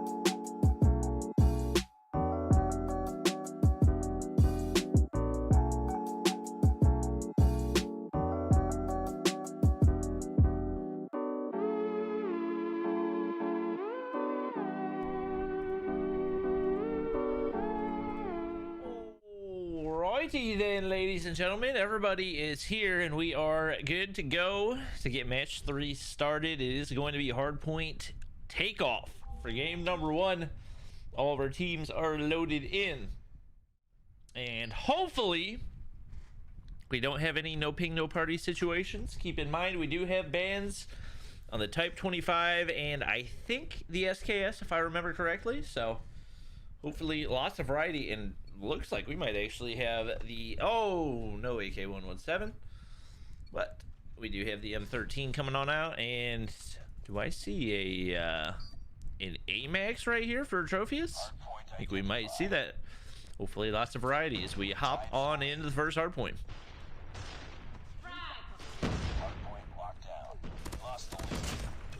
All right, well, this could potentially be a pretty decent matchup. Obviously, we were talking a little bit between the break there, Bobby. You know, we were mentioning that Midnight Gaming definitely brings some Slayers to the table and might have a little bit more firepower than the side of Status Quo, but Status Quo tend to be a little bit tighter of a team. And we'll have to see which is going to come out stronger here. We are on takeoff with about a 20-point lead for the side of Midnight here. And we'll have to see if they can keep this energy up and moving forward. As we look at the scoreboard, we do have Annabella off to a pretty fiery start. 5-0. I mean, by Blur standards, Annabella about to nuke, but... We'll see if she manages to find a way to drop it. Tsunami looking for the push through P4 right there, but not going to be able to find any room to move. Annabelle is still trying to play for those streaks. Is probably 1 kill off of a pred. Might be able to find the lightning strike, and playing crazy slow right here. Is able to get the major assist. Clears out Will from the top side as well. So she's going to be able to find the pred missile, but would love to be able to find more. And just like that, you go ahead and shell Will right here. Gets the major assist. That's enough for the lightning strike. Cluster strike still yet to be obtained. Gonna get shot in the back by Meralto right there, but definitely a lot of utility gained in that spurt as Status Quo finds themselves trying to break on into the hard point. Dios, 3 huge gunfight wins so far, and just like that finds himself on a 6-3 as well. Well, about doubled up on the score for the side of Midnight right now. There, Kumia gonna win a pretty crucial gunfight, taking down the Status Quo player that was about to try to make that rotation up towards mid. Tsunami struggling behind right now, 3 and 10 on board. Xcal sitting down at 2 and 8, and Cartels with only 3 on the board as well. Meralto and Will, the only 2 positive on the team with 8 kills apiece. And Dios, top fragging for the lobby, has 12 on the board, double positive. Oh man, yo, Annabella, you were so close to that nuke. Flame blur, Annabella. Literally just like inches away from the nuke. She does get those streaks to work with, and it is going to be Trophius pushing up to the top side. Finally, Status Quo able to get a tiny amount of time on the hard point, but immediately cleared out once again in left and right. It seems like Midnight just pretty much outslaying them for the most part. We see a couple of operators come out. Gravity Vortex and a Death Machine, and Snakes and Annabella holding down the hard point for right now. Gravity Vortex goes on through. You'd think Meralto is going to get sucked into that, but... Okay, there he goes. That was incredibly delayed. I don't even know how that happened. We're already up to an 80-point lead here for Midnight Gaming, who... coming into this, I would say, not really necessarily underdogs, but I definitely didn't expect for it to be this lopsided, at least off the start. Yeah, I mean, Midnight are off to a tear right now, but this P4 looks to be in a pretty good position for Status Quo. And this might be a good time to go ahead for a listen-in with Status Quo, because if Midnight Gaming keep the energy up, we might not get a chance to listen to Status Quo. All right, sounds like a plan.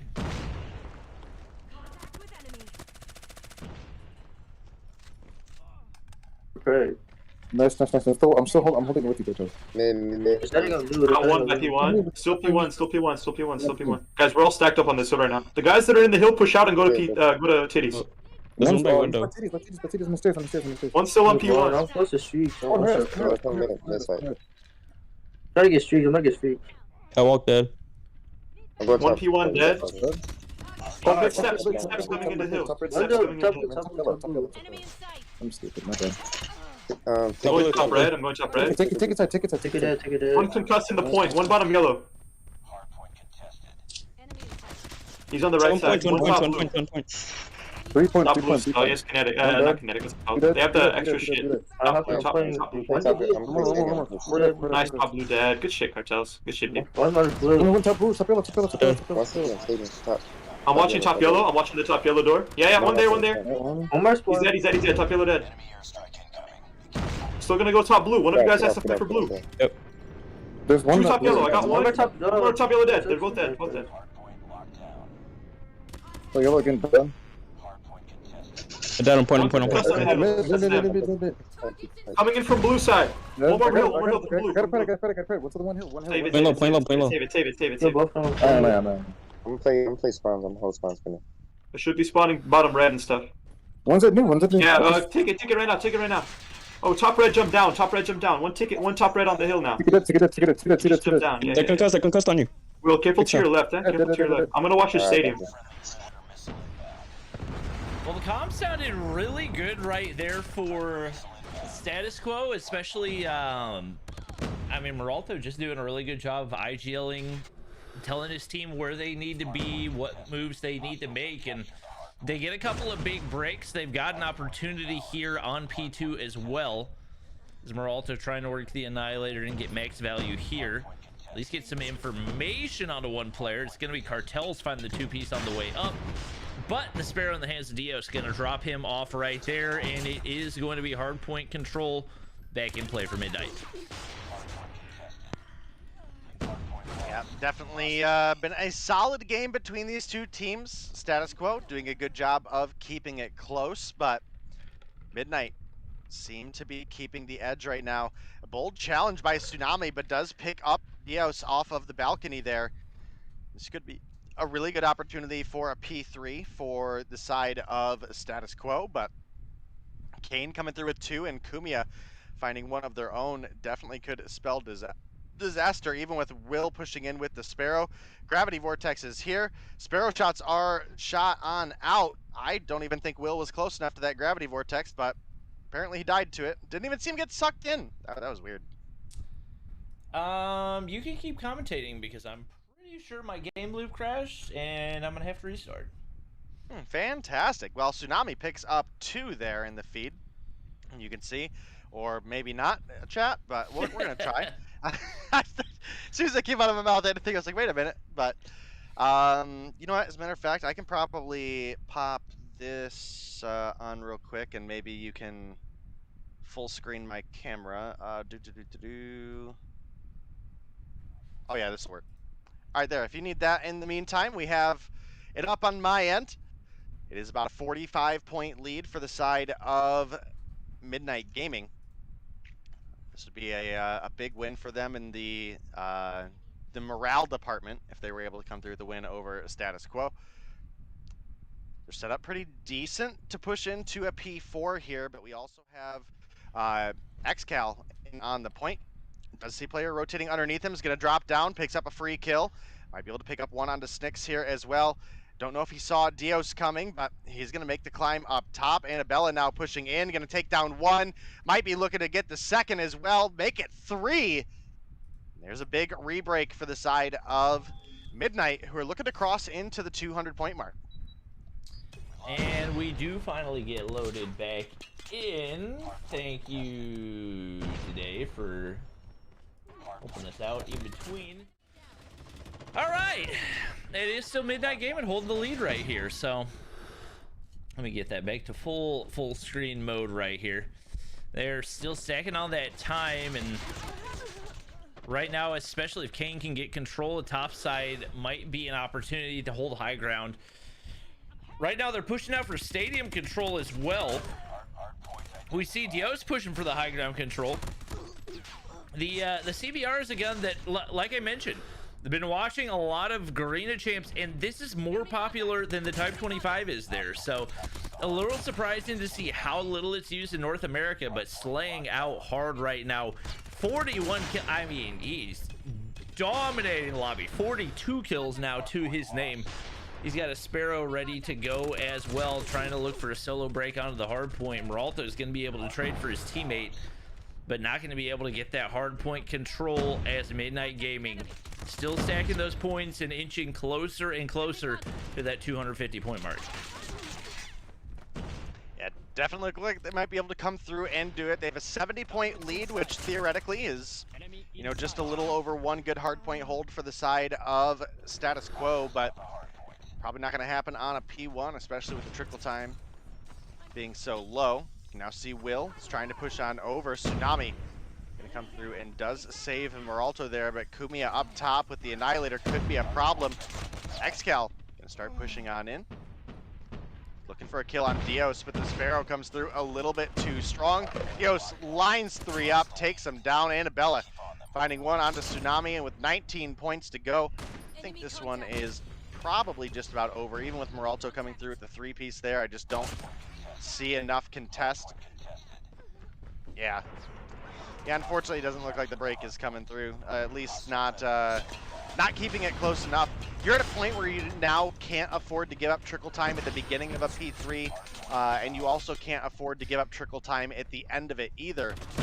And that's saying you even were able to hold the P2, which surely is going to go over to Midnight Gaming, who pick up the round 1 win. Yeah, that was a valiant attempt by Meralto there at the end, but overall, just not quite enough slaying power for this Status Quo team as they do drop map 1. Man, oh man, Dios went absolutely crazy that game. 52 and 32. Wasn't just the 52 kills, but the KD in the process. Minute and 19 on the hill to go along with it, and across the board, Midnight Gaming just looks stronger in that one. Cartel's the only one going positive. Well, Meralto went positive, 30 and 25, but it seemed like the rotations in general and the breaks were a lot stronger for Midnight Gaming. Big win goes through for them. Next map is going to be... Poor Dios, honestly. Fell 2 kills short of tying the Mobile Mayhem kill record. True. I watched the I did like a reaction video for Tectonic's game the other night because he dropped what, 62? I think he dropped 62 in Meeseeks. I was like, there were 8 people in the match that dropped 40 plus. I was like, yeah, maybe we can go back to 150 hardpoint. I mean, to be fair, we don't get a lot of really close games like that. So we a lot of times struggle to even see people put 40 on the board. Sometimes they're just over quick. I mean, we had a 250 in Europe not too long ago. We've had plenty of, like, earlier we had the 250 to 63 for Seminole versus 11T. So it's not incredibly often that we see games that go this late into the matchup. But when you do, it definitely spices up the action a little bit. The Search and Destroy obviously is still going to be 1st to 6, so in 2-0s, it does keep the night still rolling on pretty quick. But if you have a long hard point and then a long Search and Destroy and then a long Domination, it can definitely be a little bit taxing. For sure. We'll see if Status Quo can bounce back. Oh my gosh, I have to download Meltdown. I didn't have it downloaded on the emulator because we never watched it before. We'll go ahead and get this downloaded real quick and should be good to hop into map 2. Got most of our players readied up, as I believe everybody switching sides right here. Meltdown, Search and Destroy. For those of you who haven't been watching comp very long, it's not necessarily a map that is new to the comp scene. It was actually, I believe, played in stage 4 of 2020, and for a long time was a Mobile Mayhem Search and Destroy map. I would say one of the better Search and Destroy maps just because of the amount of ways that you can play it, the way that you can dictate the pace of the game on offense based on where you see your strengths. So Over on the B side, you have a lot of opportunities for snipers to make plays, but on the A side, a lot more strategic plays and close range battles. Overall, an amazing search and destroy map, and I'm excited to see these two teams go at it. Well, we'll be looking to see who's going to take the edge in search and destroy. Obviously, Meltdown making its way back into the mix definitely could switch things up a little bit. If we were looking at a search and destroy on Standoff, for example, I'm like, you know, dang, Meralto's going to be hitting them shots. But this is one that I feel like a fair bit of these players are going to be out of practice on, let alone if they've ever played them. So, for example, I believe Kumia and Annabella are rookies this season, as well as maybe a couple players for the side of Status Quo as well. So I don't know if they've ever played Meltdown in a competitive format. So hard to say, but either way, even if they have, you know, you look at like some Meralto, and you know he's certainly played his handful of competitive Meltdown. How long ago was that? You know, like A year at least. Yeah, it's been a while. So it would have had to been prior to the start of Stage 1 2021. So could be like 8 months, 9 months. No, it'd be like 11 months at minimum, I think. Because I think that started in April of 2021, but I'm not 100% positive. Either Sounds way, about right. It's been a long freaking time. Yeah, for sure. We do have Cryzo substituting in for Status Quo. Is that somebody I should know, or is that just a new player? I have zero idea. All right. We'll see what he can do. We got all our I feel players. like based on the profile picture, we've seen him play, but I don't know what the name changes from. Okay. We do have all of our players readied up, so we should be good to go. I mean, he just followed on Trovo, and his username is Cryzo, so I'm thinking this is just a new dude. No, he definitely played underneath a different name last week. Okay. Or the week before or something. Maybe one of the admins can confirm with us, but all right. Well, looks like we're getting ready to get into it. Could be our final map of the night, unless if Status Quo are able to step up. Not the final map of the night. The enemy has the bomb. We got another match. Oh, this is our third series. You're right. You're right. Listen, we had 3 in Europe, so I was like, my mind was set on. Okay, we've got 3. Yeah. No, you're right. You're right. I guess it is only 10 o'clock too, so that would be... Yeah, we can't be ending over after 2 hours. Come on now. We got the 3-hour minimum here in Mobile Mayhem now that we got 250-point hardpoint. Meralto's going to open things up right there. Snake's going to drop. But not before taking out one player for Status Quo. He's going to be able to find Dios there as well. Bomb goes down onto B. It is going to be Annabella trying to find the frag from mid, but now Kumi is the only one left and finds one, can't find 2. Will there for the trade, shoots the body a little bit. Cartels gets the defuse. Status Quo takes round 1. Nice work. Get ready for the next round. Well, if you want that game 3 between these two teams, you definitely have to be cheering for Status Quo here. Gonna be honest, I gotta work in the morning. I'm normally cheering for that game 3, but I think we could afford a two-piece here for midnight. Yeah, I'm all right with that. Especially since I think our last match is one that has a lot of potential to be quite good. So that's the one obviously I was pointing out earlier in the schedule, Zygnus versus Explicit. That one I would much rather see a game 3 of, if you want me to be honest with you. If it's going to be lower middle tier game 3 or upper high tier best of 3, like I'm here for the Zygnus game, you know? Yep. Especially with the way they've been playing lately. Whoa.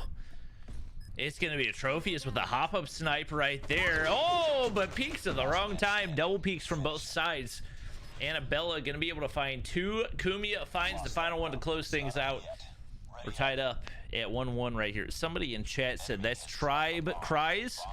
I believe you're thinking of Tribe Saizu, and that is definitely not the same player. That is certainly not Sizer. I'm 90% sure. I'm not 100% sure, but I'm 99% sure that is No, not that's Sizer. not Sizer. Whoa! Kumia. Kumia with the opener onto Will. The nade lands and seems to have the read over to the side, but Cartel's laying shots traded out. Wow, Meralto, huge shot right there across mid. And that's going to make life a lot easier for Status Quo as they try to push for the retake, but Cryzo shut down. Only 2 players remain. Trophies, he's got a sniper and a crossbow. That is one of the ballsier plays that I have seen. Finds one shot across mid, looking for Annabella, can't land the second shot. You go for the crossbow shot there, you psychopath! It doesn't land, and the round goes to Midnight Gaming. All right, well, I see a crossbow out right now for Xcal, aka Atrophius. Unsure if that'll get used, but gotta say it is a pretty nice skin. We've seen some crossbow use actually this season. I think mostly in Europe, but I was about to say, I definitely haven't seen it. yeah, it doesn't seem like the most optimal secondary, to be honest. Look, I love the crossbow. Okay, when people get crossbow kills, I'm usually pretty happy about it. Doesn't seem like the optimal choice though, if you want me to be honest here. Well, Kane with the rotation from behind, he's gonna find one, but gets taken down by Will. Dios here to slide the corner, picks up that extra kill. Midnight now lead 3-1. All right. Well, I was not expecting this matchup to be so lopsided in favor of Midnight, but they come away with a convincing win in Hardpoint. They're looking really strong here in the Search and Destroy. Could potentially change whenever we switch sides, but overall, pretty big disparity in the kill department as well. Bomb's going to go ahead and go down over here in the A site. Annabella going to be able to secure the plant, and 2 players down for Status Quo already. Going to make life pretty difficult. Going to be on to Meralto to try to make plays. Trophius finds 1. Now backing up, Trophius finds a second onto Kane right there, and Snakes is tucked away in a sneaky little corner right here. Anybody who tries to wrap from the backside should be a relatively easy kill. Trophius slow walking through and doesn't really have a whole lot of time to work with. Meralto finds Annabella. Kumi is there for the trade, and now not enough time. Might be able to find a couple of kills, but won't be able to find the defuse right here. Taken out by Snakes, and going into the half as we get ready to switch sides. It is Midnight Gaming with a pretty solid lead. Yeah, looking like they might be able to close things out 2-0. I don't think they're in a position to make top 6, even in best case scenario. Obviously, we're mentioning nobody has a bye on Thursday. But for giggles, we'll pop open the standings and just double check. Actually, Midnight still does have a run. I didn't realize they were up at 30 points, but they are at 30. They could be looking to... Oh my goodness, the one and then the collat coming through for Xcal. Wow. He's got 8 on the board. Having himself a day right here. Bomb goes down. Annabella peeks the corner, able to get the kill. Trades for Meralto right there, and looks like should be a pretty easy round for Status Quo to secure his cartels. Finds the final one right there. Looking a lot stronger here on the offensive side, and who knows? They might have a little bit of gas left in the tank to push us to a game 3.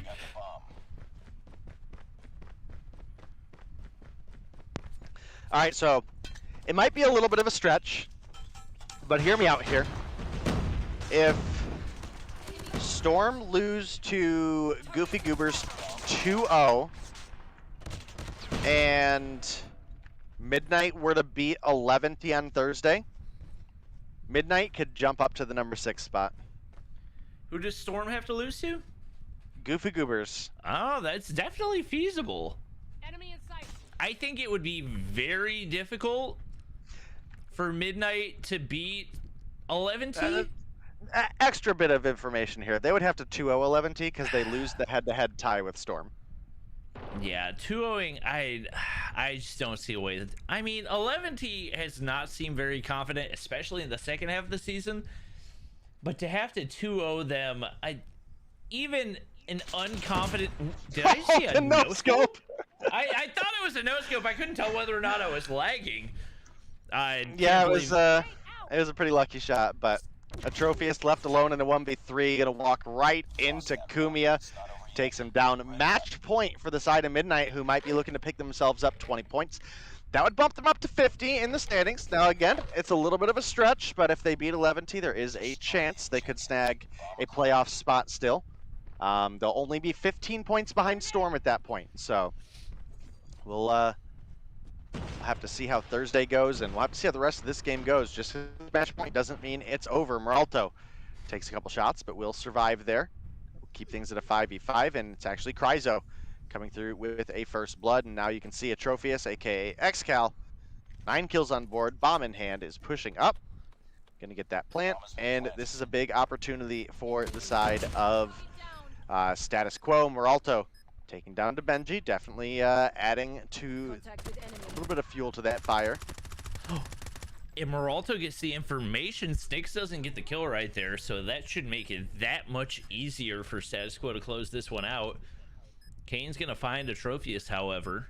Only 20 seconds to work with, 4 players still up, and Cartel's way back, should be able to get any trades that he needs to. Kane's pushed all the way up, but he's 1 HP.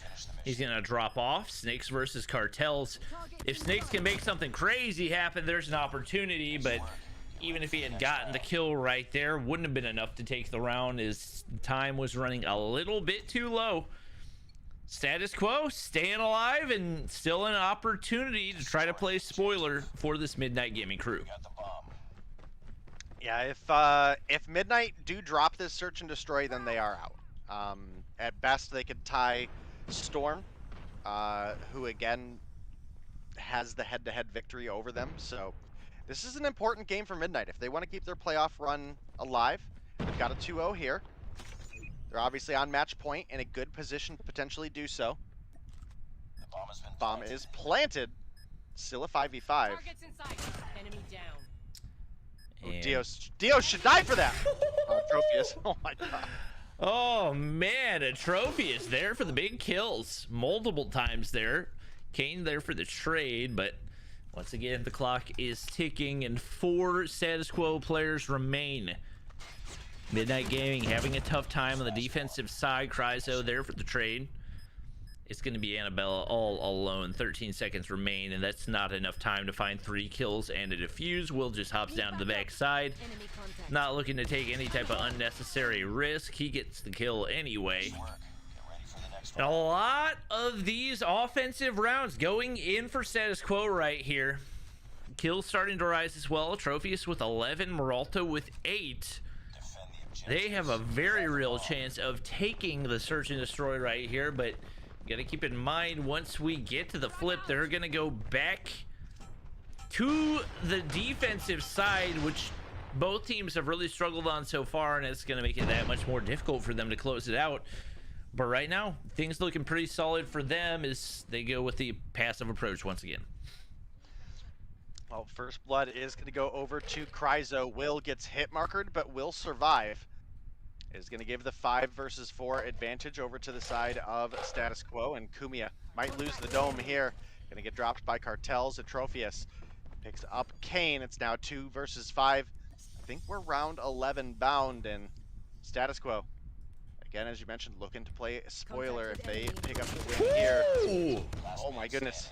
Wow, that could have been disastrous for Status Quo. It is finally going to be a kill that goes through, but Annabella nearly had a 3-piece right there. Dios has an opportunity to play spoiler right here. If he gets the read correct, not going to be able to make it happen.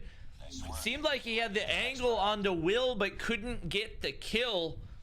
And it is going to be around 11 between these two teams. Obviously, Status Quo switching back to the defensive side where they did not see a whole lot of success. But they've got the momentum right now. 8 for Meralto, 12 for Atrophius. Pushing on up to the A side to try to find something right here. First blood's going to be everything, and it goes in. 2 off the bat for Kane. able to play his life as well. Kumia backs up. Couple kills go in. Anyway, 3 kills go in. It looks like Status Quo might be able to make it happen. The pistol kills are not there. Kane's all alone right now. 1v3. Enemy contact. Hits a couple of shots, but he's forced to back up all the way. Concussion goes down. Hoping for some information, but nothing is there, and the bomb is down on the A site. And no real options for Kane. It seemed like hope was lost. 2 first bloods go in for Midnight, but they're not able to get any trades on the follow-ups. Enemy contact. Kane looking for the hop-up shots, but they don't land right there. And especially with that information, I don't think I knew you could stand up here. It doesn't really matter. Cryzo finds the kills, and we've got ourselves a game 3.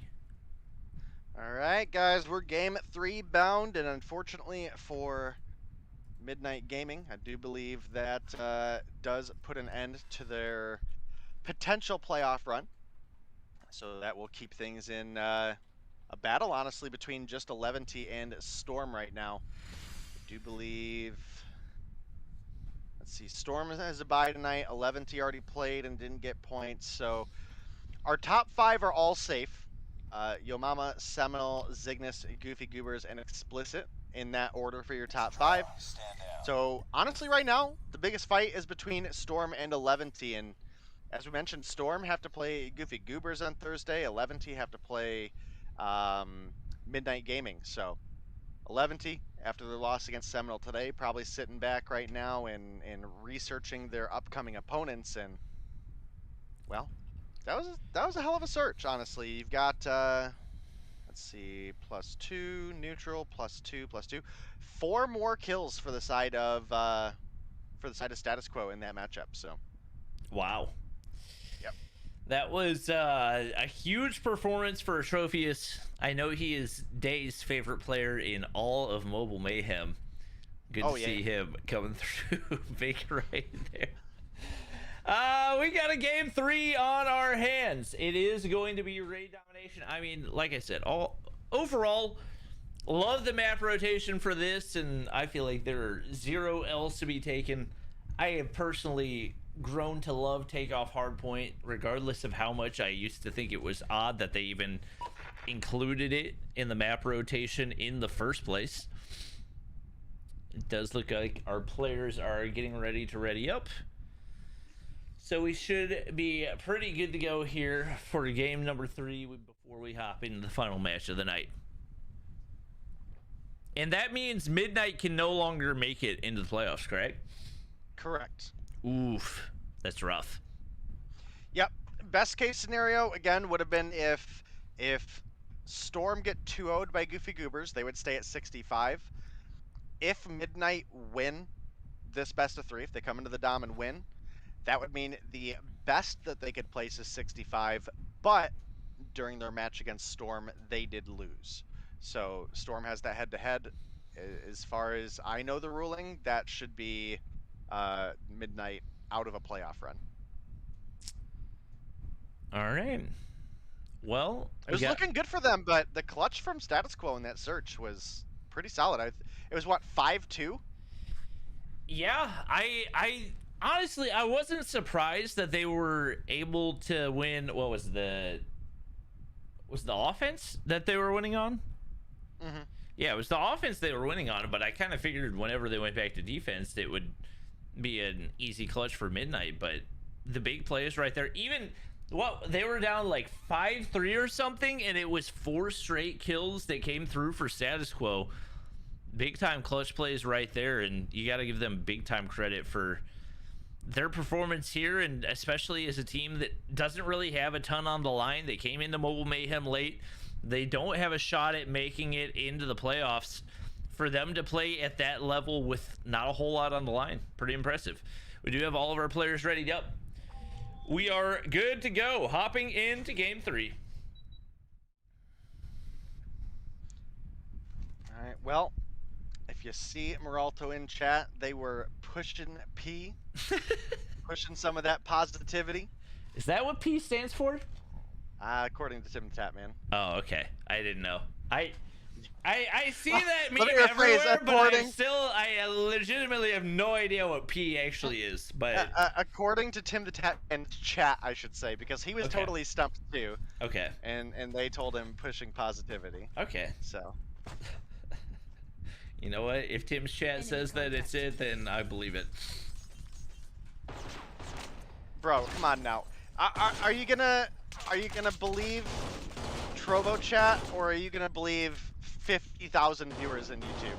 I mean, Trovo Chat, I don't ever believe Trovo Chat. I always assume that Trovo Chat is trying to get me to say something stupid, so we'll go with the 50,000 viewers.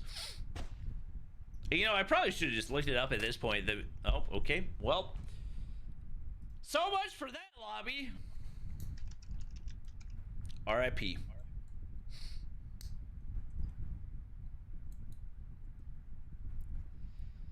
Now I'm preparing for Trovo Chat to tell me all the things that P does not mean. Right. And it is not allowing me to exit the lobby either. Oh. Alright, we're out. Yeah, don't start yet.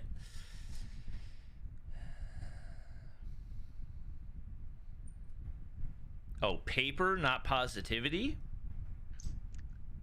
I think that's the song version, yeah. Oh, okay.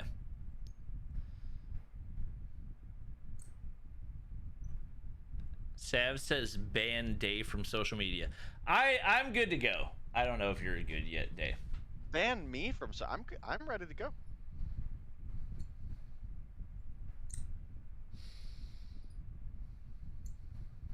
We're still in the lobby, right? Yes. Okay. P is P. If you're pushing P, you're doing your thing. But shouldn't... Why does the letter P have any specific meaning, you know? Like... This chat did get a little out of control over something real quick. You know what? The world may never know. Not knowing what's P isn't P. Wow, that is an absolute mind bender right there as we get ready to hop into the domination.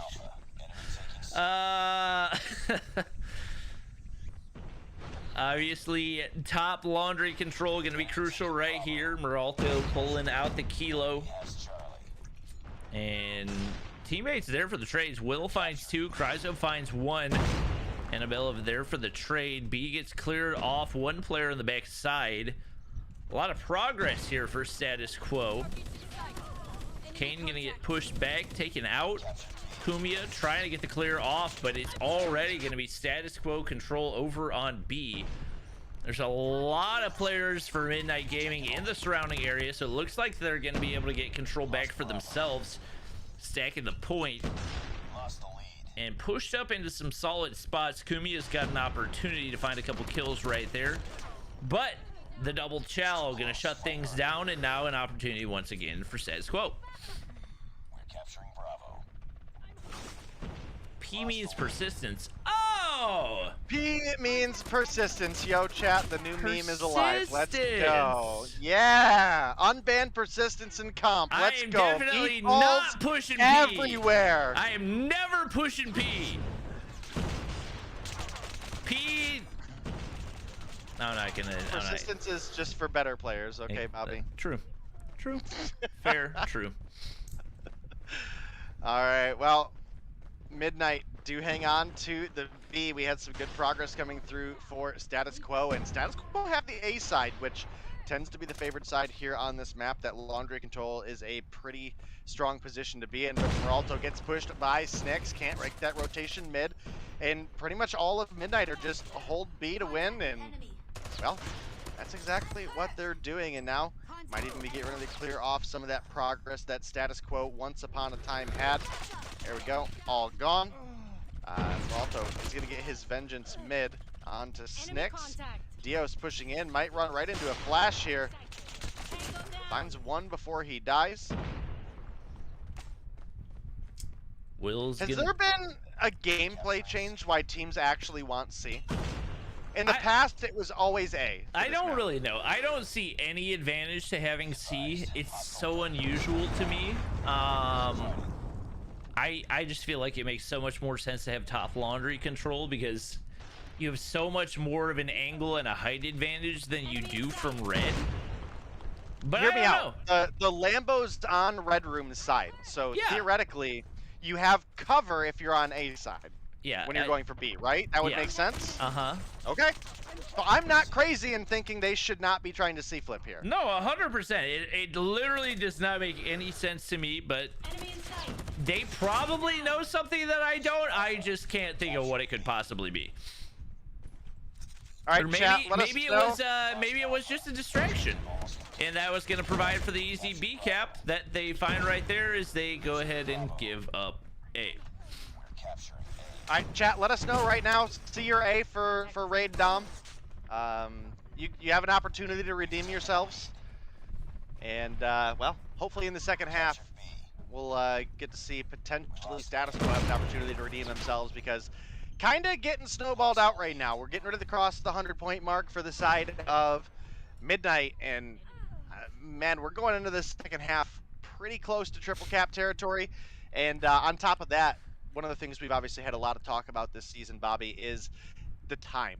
Not just the points, the time. So if Status Quo want this win, they've got to turn it around quick. I saw Rihan in chat said, why does Cryzo have a heartbeat sensor? So I switched to him. I believe that is called the TAC 5. It is an operator skill. So just for those of you who are wondering, this is in fact the TAC 5 that Cryzo is running, not the heartbeat sensor. Yeah, TAC not the 5 thing that's banned. TAC 5 was actually recently unbanned. And right now, Cryzo actually looking to get pushed up as Kumiya peeks from top laundry. Not going to get the information initially, but does get the kill. And if they can get top laundry control, he gets 2 right there. Dios there for the trade. Had he been able to find a 2-piece, pretty much would have been a guaranteed B cap. Dios does get taken out of top laundry and should be a relatively open area to try to push, but as long as Kumiya is up there, he's got an Annihilator ready to go. Should be an opportunity, but Cartels takes him out.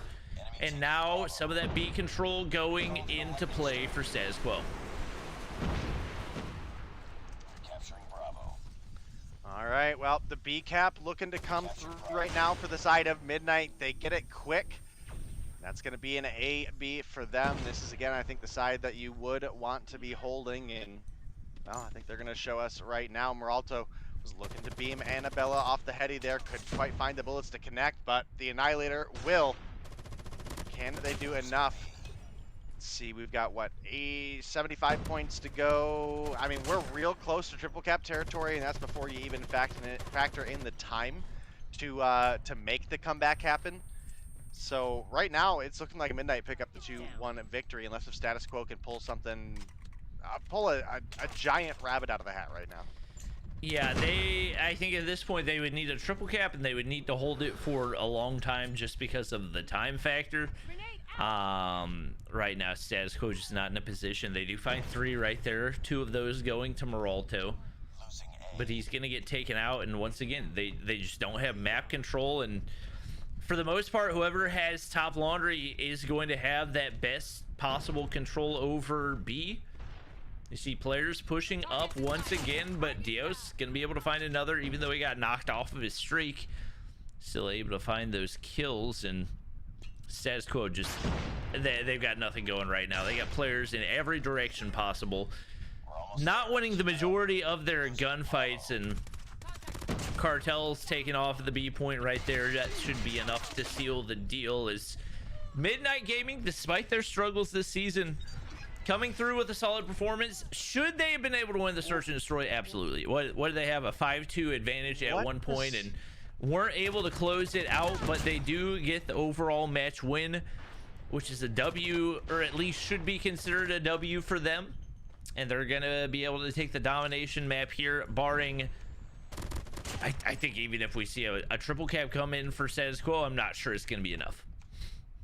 I'm so very confused. So I saw Annabella die to, I think, Atrophius's Tempest and spawn basketball court and get killed off spawn by Will, who is on P5 hardpoint.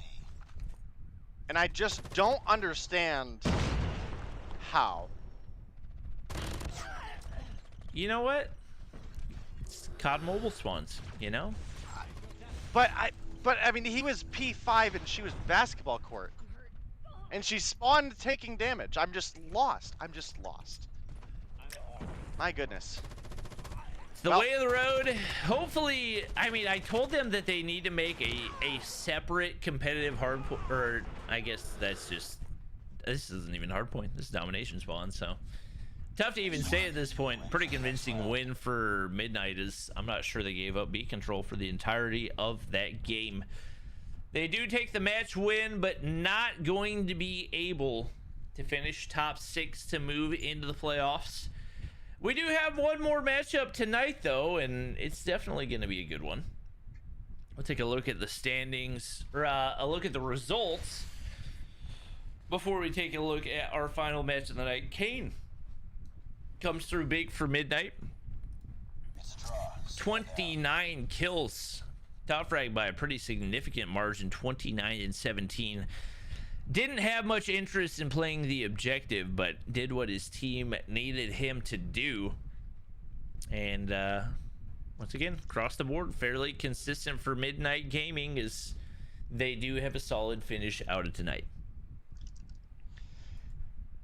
And we did have one player dip out for the side of Status Quo. That was Atrophius.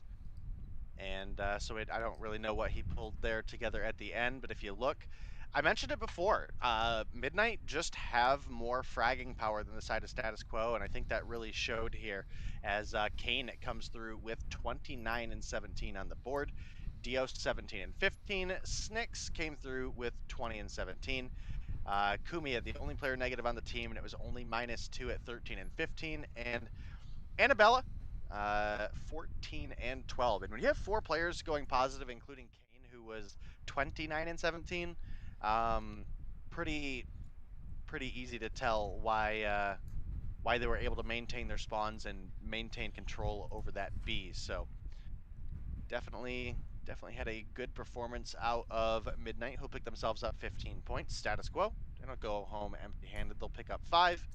But ultimately, I do believe Status Quo pretty much just played spoiler here in preventing Midnight from even having a chance to make it a playoff. So, kind of rude, but, you know, that's the name of the game.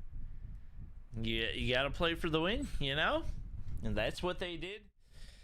They come through and take a map off of Midnight Gaming. For those of you wondering, our final matchup of the night is going to be Cygnus versus Explicit, which I am expecting to be another banger.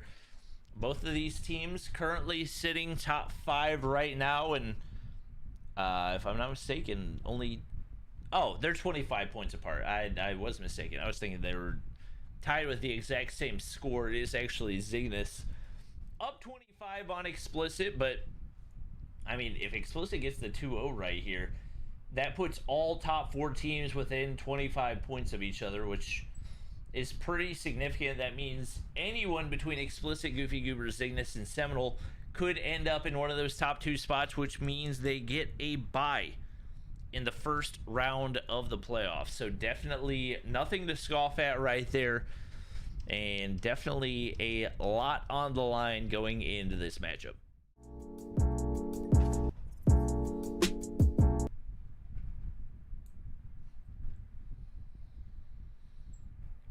And look at Cygnus getting into the lobby right off the bat, no hesitation. Yeah, Cygnus are pretty on top of it usually, and you know, as we do look at the standings, with Yo Mama up at 135, I think it's probably a pretty difficult shot that they don't make it into one of those top 2 spots. I'm trying to look at their match for Thursday as well, because some of that stuff might be important. So on Thursday, Yo Mama plays Cygnus, so Definitely going to be an interesting match there. 11T versus Midnight, we already talked about. Goofy Goobers versus Storm. That could be potentially 20 or 15 points for Goofy Goobers. So Goofy Goobers can't pass Yo Mama. Cygnus plays Explicit. So if Explicit beats Cygnus here, then Yo Mama is guaranteed top 2. By my math. Gotcha. So, all of the Yo Mama fans in chat, you should be rooting for Cygnus. Or, I mean, sorry, Explicit to beat Cygnus. And all of LATAM, you should be rooting for Cygnus because Cygnus is freaking awesome. Okay? All right. Well, taking a look at the maps and bans, this is going to be a little bit of a different rotation. We do actually have Slums back, or not back in the map pool, in the map pool for the first time. So we are going to have Hardpoint Slums for the first game of the matchup. We got Cygnus banning the M13 and Hardpoint on Crossfire. Explicit banning Domination on Takeoff in the Type 25. We got Raid Search and Destroy for game 2, and if we go to a game 3, it is going to be Firing Range Domination. I don't really know what to expect out of these two teams going into Slums Hardpoint. I would think that we would give the advantage to Cygnus, just because on average, I feel like, especially going against top teams, they have looked a little bit more solid than Explicit has. Explicit has lost a little bit of their momentum in the second half of the season. Would you disagree with that? Well, they lost Solo, who is one of their key players, in my opinion. Law has been solid for them, though, and we do see Law in the lobby, so could have a pretty big fight on our hands here. I mean, the Explicit lineup is still an incredibly solid set of players. Oh, you know what? It's Veteran who has that picture. Ah, yep, same profile pic. Yep. I knew I recognized it. That's why I thought it was a name change earlier. But I guess if they're just running the same profile picture, they're just running the same profile picture. Makes sense. Yeah. So for Explicit, we've got Veteran, who we know the talent he brings to the table. We've got Angenic, we've got Law, we've got Detri, and then we have Awaken, as well as Jesus Can Save You. So pretty solid lineup. They did obviously lose out on Solo, Snipes, Nero, and Lucifer. Has Jesus Can Save You always been on Explicit? No. Okay. No, he was with Goofy Goobers for a bit. That's what I thought. Okay, that was, did that recently happen, or am I tripping? About 2 weeks ago, I think. Okay. Did not know that. Good to know. Yep. So I think Explicit definitely still has a chance to potentially, you know, Awaken? actually, Wait. Wasn't Awaken on Goofy Goobers too? Yes. Okay. These are two changes that I maybe Explicit had a bye last week when I was casting. For a second, I really thought Explicit had a chance here, but I do want to point one thing out. Uh-huh. Law is playing in Bolivia. Yep. And then we have 5 players playing in Mexico. Uh-huh. There's 0 shot Explicit gets to ping. Right? Well, here's the thing. Ping always comes down to who connects to the server first. So it actually has nothing to do with who has the most in a specific area. The only thing that matters is who connects to the server first. So if there's somebody that lives like on top of the servers for this Explicit team, then there is a chance that they could actually get ping advantage. All right, Vig, come pop in for Explicit real quick. Easy. Get them NA servers. Get them on Canada servers. There we go. Guaranteed win right there. You ever watch Vague stream? No. Homie plays on no ping. It's unreal. Like, it's like 3. And he's like, kind of lagging a little bit, bro. I'm like,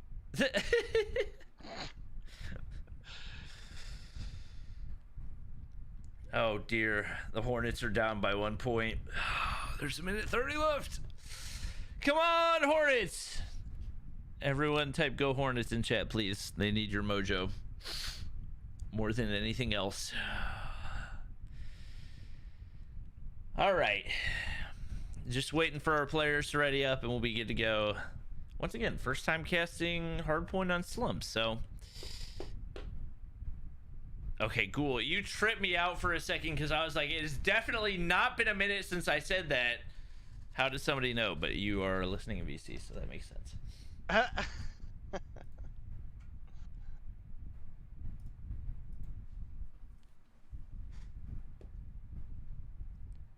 also, Ghoul, I think you spelled Hornets wrong. Yeah, you spelled it Honets.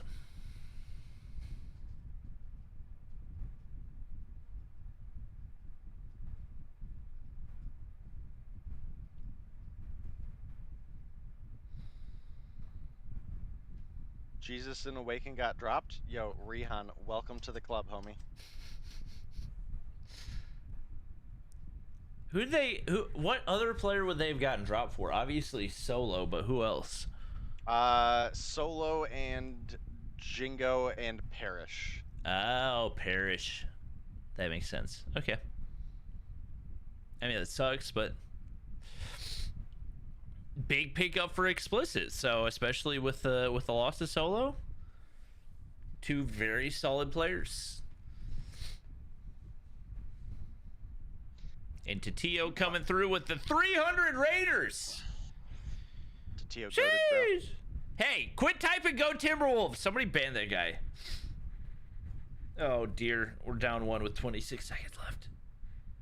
Wait, what happened? Was it a foul? What happened? I'm just kidding, Dave, so I got you.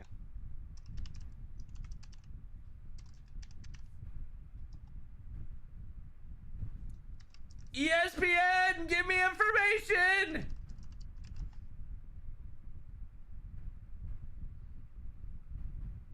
Why is it not updating? I'm stressing way too hard right now. Envoy coming through with 197 Raiders as well. The LATAM community coming through strong to support their teams in Mobile Mayhem. I guess I should probably repeat what I said earlier because LATAM wasn't necessarily here yet. So if you're a LATAM fan, you're definitely going to be cheering for Zygnus because Zygnus is freaking awesome. Yep. Okay, ESPN is tripping right now because Miles Bridges missed free throw 1 of 2. Wait, I don't understand. I don't know what's happening. Okay. Day, I'm going to need you to cast the start of this game because I'm way too stressed right now. Yeah, Miles made it. Oh, timeout. Okay, I can cast. Don't worry. We're good to go. Slums Hardpoint on the way. Hardpoint identified. All right. Well, we're getting into Slums. Definitely going to be a little bit interesting here. We've only got 4 hard points on this map. I don't necessarily think that's enough, but I think the rotation of them is pretty solid. So we'll have to see what these teams think here. Just going to find 1. Law, however, found 3 before getting taken down. And right now it's Zygnus off to a good P1 hill. Again, Zygnus have been playing really solid the past couple weeks. And we're looking for them to have a similar performance here against Explicit, who have certainly been having some roster issues recently. That's a big chunk of the team switching up, man. I mean, we're talking like 40% of a team changing. That can be pretty solid this late in the competition. Yeah, you definitely expect that to have a pretty big impact. Jesus can save you. Still yet to find a kill as he is 0-4 off the start. Awaken with a big push over to P2 and trying to secure those deep spawns right now. It's Kimwax on the backside. Smokes go through 1 player right around the corner. It's going to be Kimwax winning the gunfight there. Absolutely crucial, but Jesus can save you an Ingenic securing deep spawns right here. And That should give them easy access to P2 right here. 2 players make it 3, trying to push through back alley right now. Kimwax taken down. Tatio slides on through, but doesn't know there's a Jesus Can Save You on the back of the dumpster right here. Somehow still it's going to be Zygnus picking up the time and just wins a gunfight right here. And just like that, you would imagine they're probably going to be able to stack some more time as Awaken gets taken down on the inside of the hard point. Jesus Can Save You going to have to try to break from the front side, but he gets shut down. 3 kills, make it 4 in the feed for Zygnus. And right now, seemingly nothing going right for Explicit. Yeah, and you know, as we're dwindling down on this hard point, next hard point is pretty much flat on top of Veteran at this point in time. So this is one of the things I actually do like about Slums as a hardpoint map. The rotations are fairly balanced. It's not like a firing range where you lead 1, 2, 3. I do think firing range is pretty all right now that we have longer hardpoints and the game's not going to be over in 3 hills. But definitely still gives an opportunity to potentially streak your opponent now. And when you get into a map like Slums, there's not really an advantage P1 to P2. There's certainly not an advantage P2 to P3. Can be a little bit for P3 to P4 though, because for P4, we're just gonna hop, skip, and jump over to basically the fountain where you see Kimwax at right now. So controlling spawns for P3 is incredibly important, and I would like to see more teams. Obviously, this is our first instance of seeing Slums, but nobody really like hard dedicated anchoring those spawns until Kimwax really dipped himself back there. And now you can see that Veteran is just now starting to make that rotation for those spawns, and it's a little bit too late, and Zygnus should be able to take a pretty big advantage here. Law's gonna get taken out by Tatio, and right now it is Zygnus holding the majority of the time on the hill. Jesus Can Save You comes up with a big double to get a tiny bit of scrap time, but gotta work that that tiny amount of time is actually worth it. Awaken staying alive right here, and as I say that, he does get taken out, leading the team 15 and 10. Zai coming through big so far for Zygnus, and he's gonna be able to find another one right there. Pretty back and forth, but for the most part it is Zygnus getting the majority of the time. Awaken looking for another push, but it's Kimwax there on the other side. Holger coming out. Keep in mind, we do have bans in the Type 25 and the M13. That's the reason we're seeing some Kilos, some Holgers, some PP19s, lots of variety here. NA still dead set on not using the CBR, at least for the time being. But Zygnus still picking up that time and continuing to build on the lead that they've got so far. Awaken finally hopping on in to take out the lone remaining Zygnus player, but not a whole lot of time left to work with, and Kimwax able to find another right there. They're in a good spot to make a push on into P1. Yep, as these hills continue, I expect Zygnus to have a little bit more of a consistent performance than Explicit, because again, we had a pretty major roster overhaul for Explicit recently. And that also being said, Law, while we were mentioning him being an incredible member of this Explicit lineup, it has largely been for his search and destroy presence. I mean, the kid is absolutely madman cracked in search and destroy, but as you can tell, sitting at -7 right now.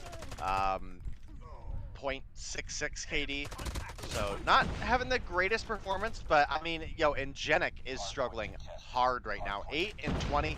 Jesus was the only one positive, but Awaken finds 2, and Jesus dies, so I guess Awaken is the only one even. Yeah, a lot of struggles right now for Explicit. Obviously, when you have roster changes, you expect to see struggles, but for it to be happening this late in the season, not a great sign for them. Kimwax gonna find kill number 21 right there. You got 4 Zygnus players up at 20 plus and only 1 Explicit player at 20. Jesus Can Save You finally makes his way into the positive, but 110-point lead is going to be a tough gap to close, and Kimwax is going to go ahead and get the lightning strike right there.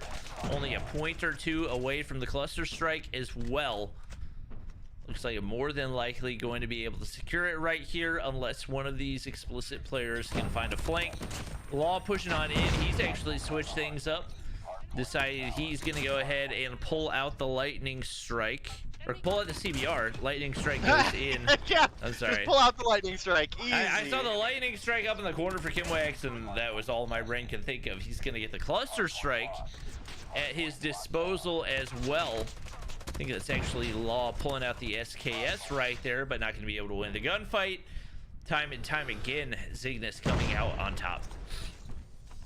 And Zygnus now crossing the 200 point mark, and this is what I was saying earlier, you know, a big chunk at least of our hard points don't end up being, you know, massive 40, 50, you know, pushing 60 kill games. This one looking right now like that's, you know, going to be a similar case. We've got just at 32, and Tatio just about to hit 30 himself, but certainly nobody putting 52 or kill record numbers up in what's left of this match, right? Yeah, I mean, you would think so if maybe Explicit finds a way to make the comeback happen while at the same time getting slayed out like crazy by Explicit. Maybe it could happen, but that doesn't seem like something that would ever really happen. So I see the cluster strike go through.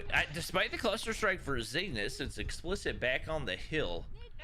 Tatio's got a gravity vortex to work with, and it makes sense that he's not going to call it in right here. Able to break the hard point anyway, gets that scrap time.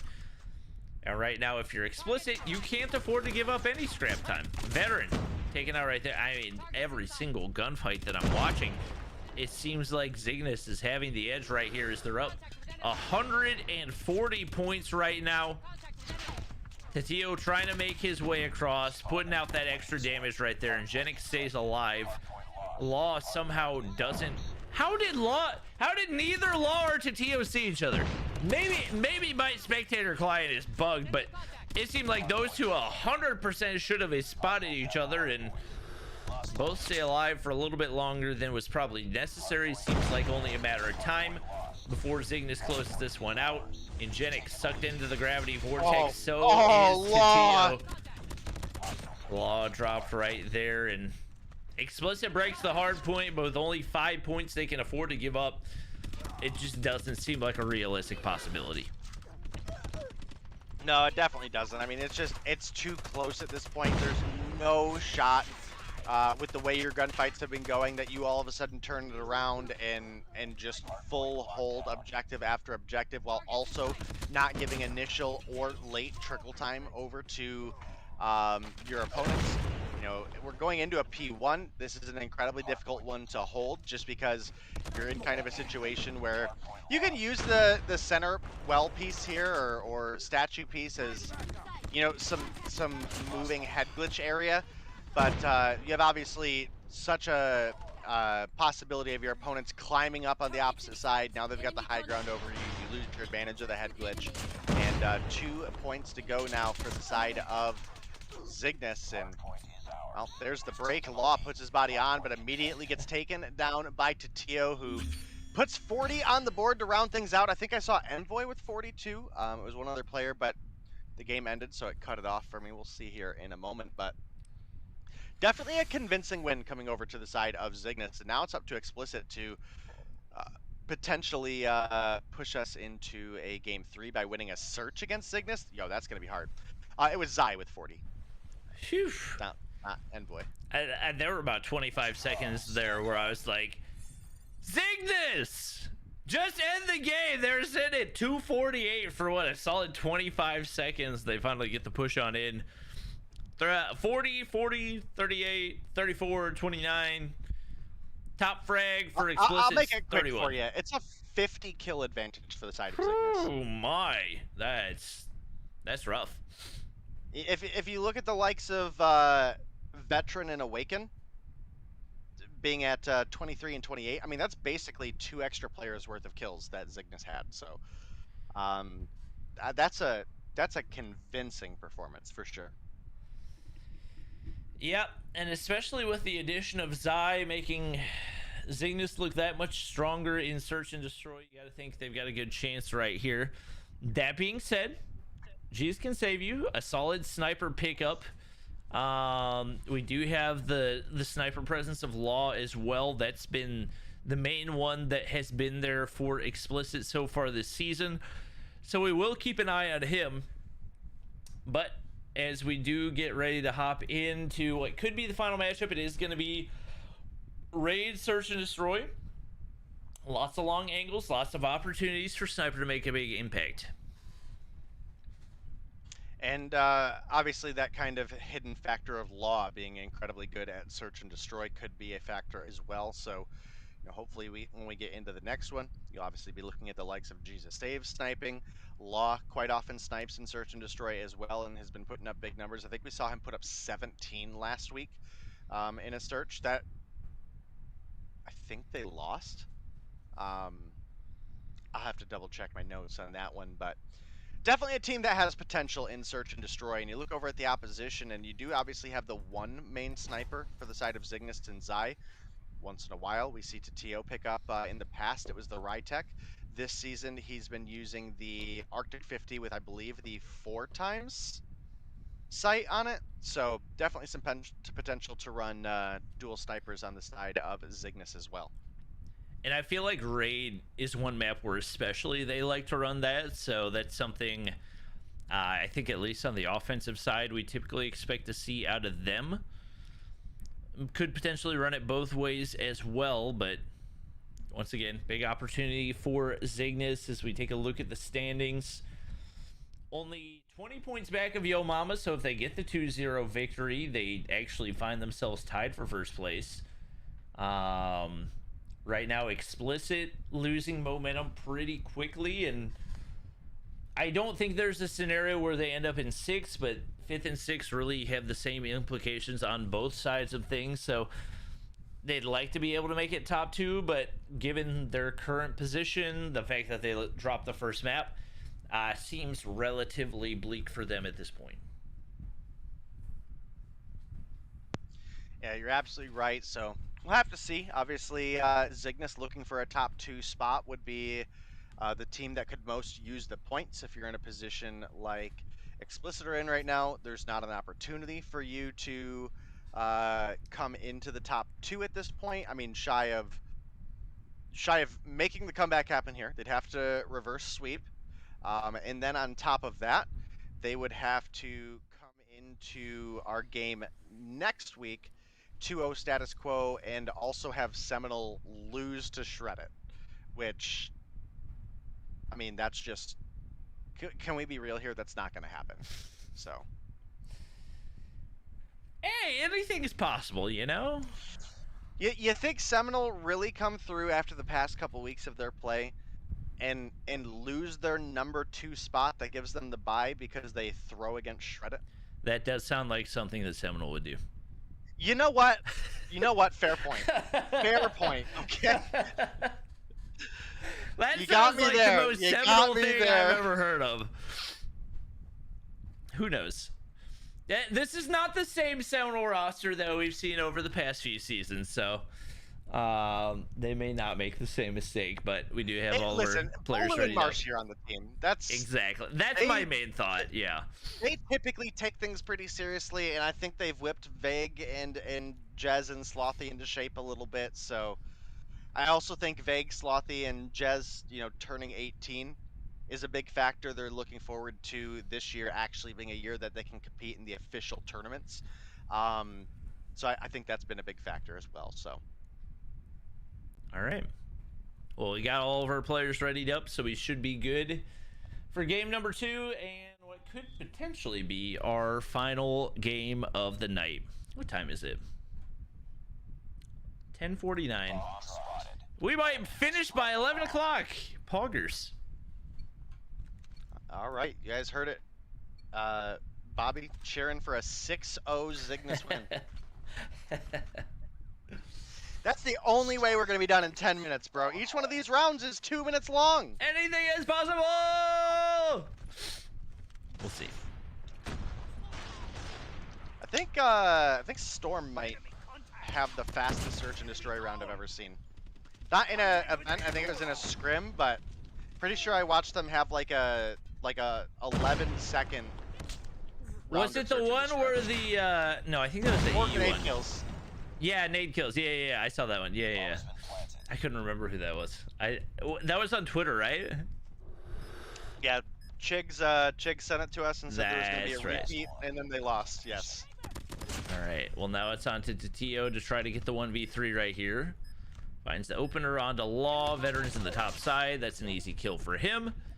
And an easy defuse goes on in as Explicit will be taking round 1. Bomb defused. Off the start, you gotta think that's a pretty big momentum builder, especially with Jesus Can Save You finding 3 off the start. His presence gonna be huge for them in the search and destroy. Yeah, you are definitely right. They have the bomb. As we get into our next round, obviously, if you're cheering for Game 3, you're cheering for Explicit. If you're cheering for NA, you're cheering for Explicit. If you're a LATAM fan, you want Zygnus closing this one out 2-0 so that they can contest for one of those top 2 spots. Make it easier for them to contest for those top 2 spots. They're obviously only, I think, 5 points behind Seminole right now, so a win here does bump them up. Woo! Zai versus Law right here.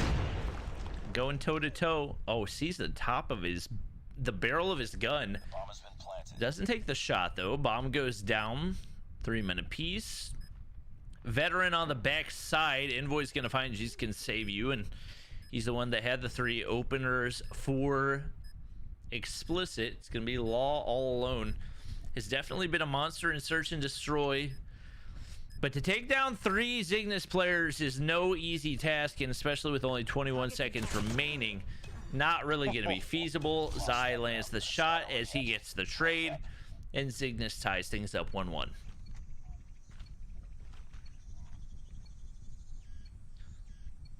All right, well, we're all tied up 1-1. Zygnus, are you going to be able to close things out 2-0? Zai, obviously one of those top search and destroy players from 11T. You guys were able to steal him away.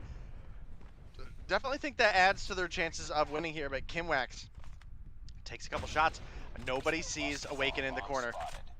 Awaken finds a free one. Should have had a free 3 there, but Targets in sight. It's all up to you. a couple trades come through. Zai now the last alive in a 1v3. I don't see it happening. This is probably Explicit taking the lead. Sure enough, Veteran finds him through the window of the destroyed van. The 2-1 lead now over to Explicit, fighting to hang on to try to pick up 15 points here. Be a long, hard-fought comeback, but we definitely know they're a team capable. Objectives. They have Another quick round for Explicit. Jesus Can Save You goes big again. I believe that was 2 kills that round, so 5-1 for him now off the start. And Zygnus just trying to find their rhythm right now. They go ahead and full send on over to B, but Envoy doesn't check his corners right there. Could have saved himself a whole lot of heartache right there. Kimwax with the wall bang, but Law has won himself. Perfectly placed the inside of Cubby. Tio slides to the top side, but he's going to get traded out as well. Just lining up shots. Opportunity for the 1v3 right here. Bomb is down over on the A site. Looking to wrap toward mid. Jesus Can Save You right outside of kitchen, but moving his way down. Not going to be in view for just right here, so it's going to make the 1v2 that much more difficult.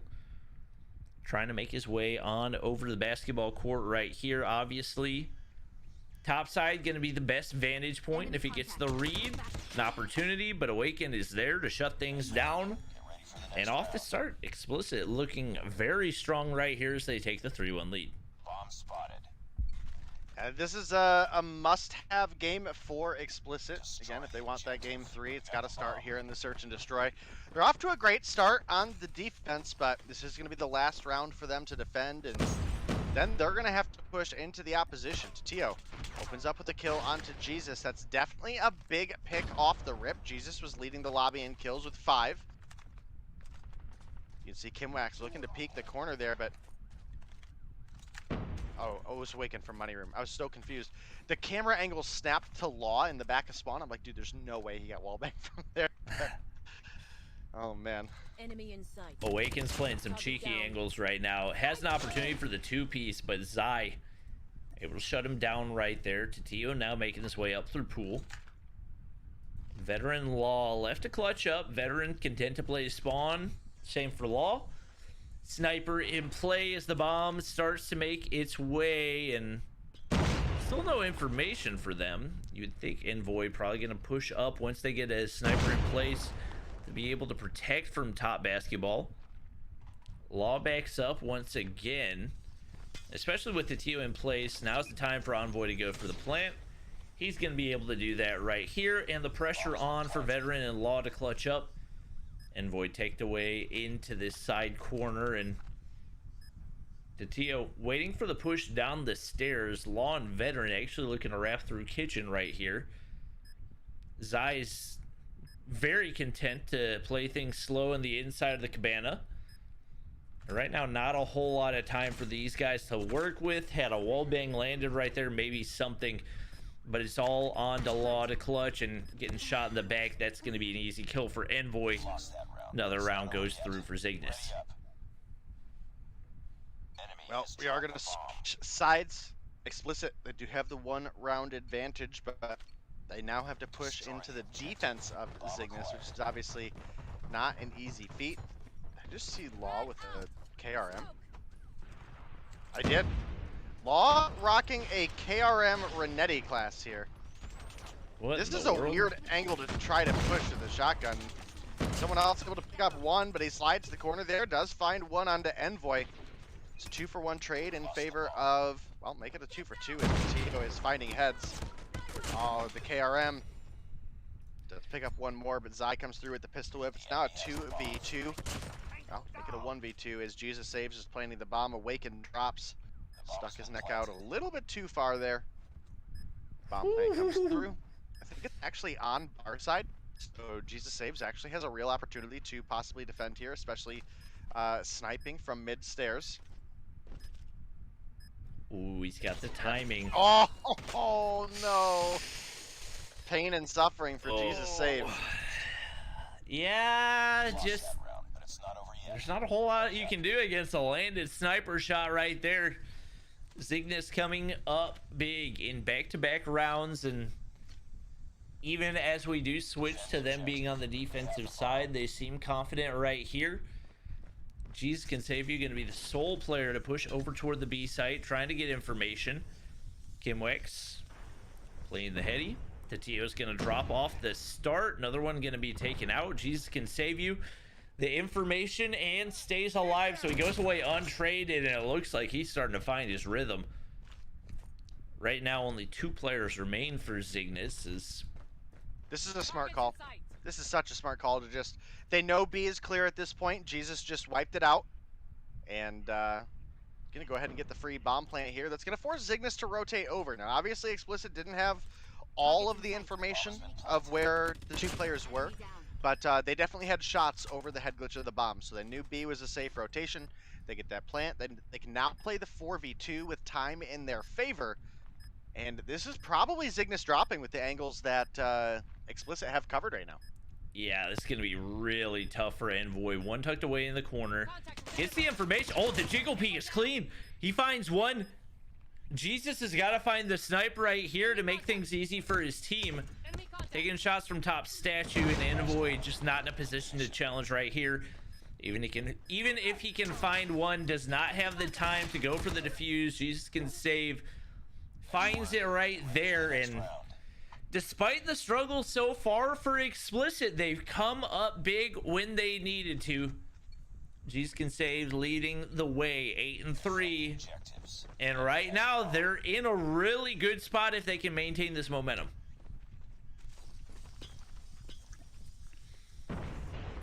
Well, they might be looking towards the game 3, but Kimwax opens up with a 2-piece. Definitely a good start to the round for Cygnus. If Kimwax is able to find number 3, oh man, takes down Angenic as well.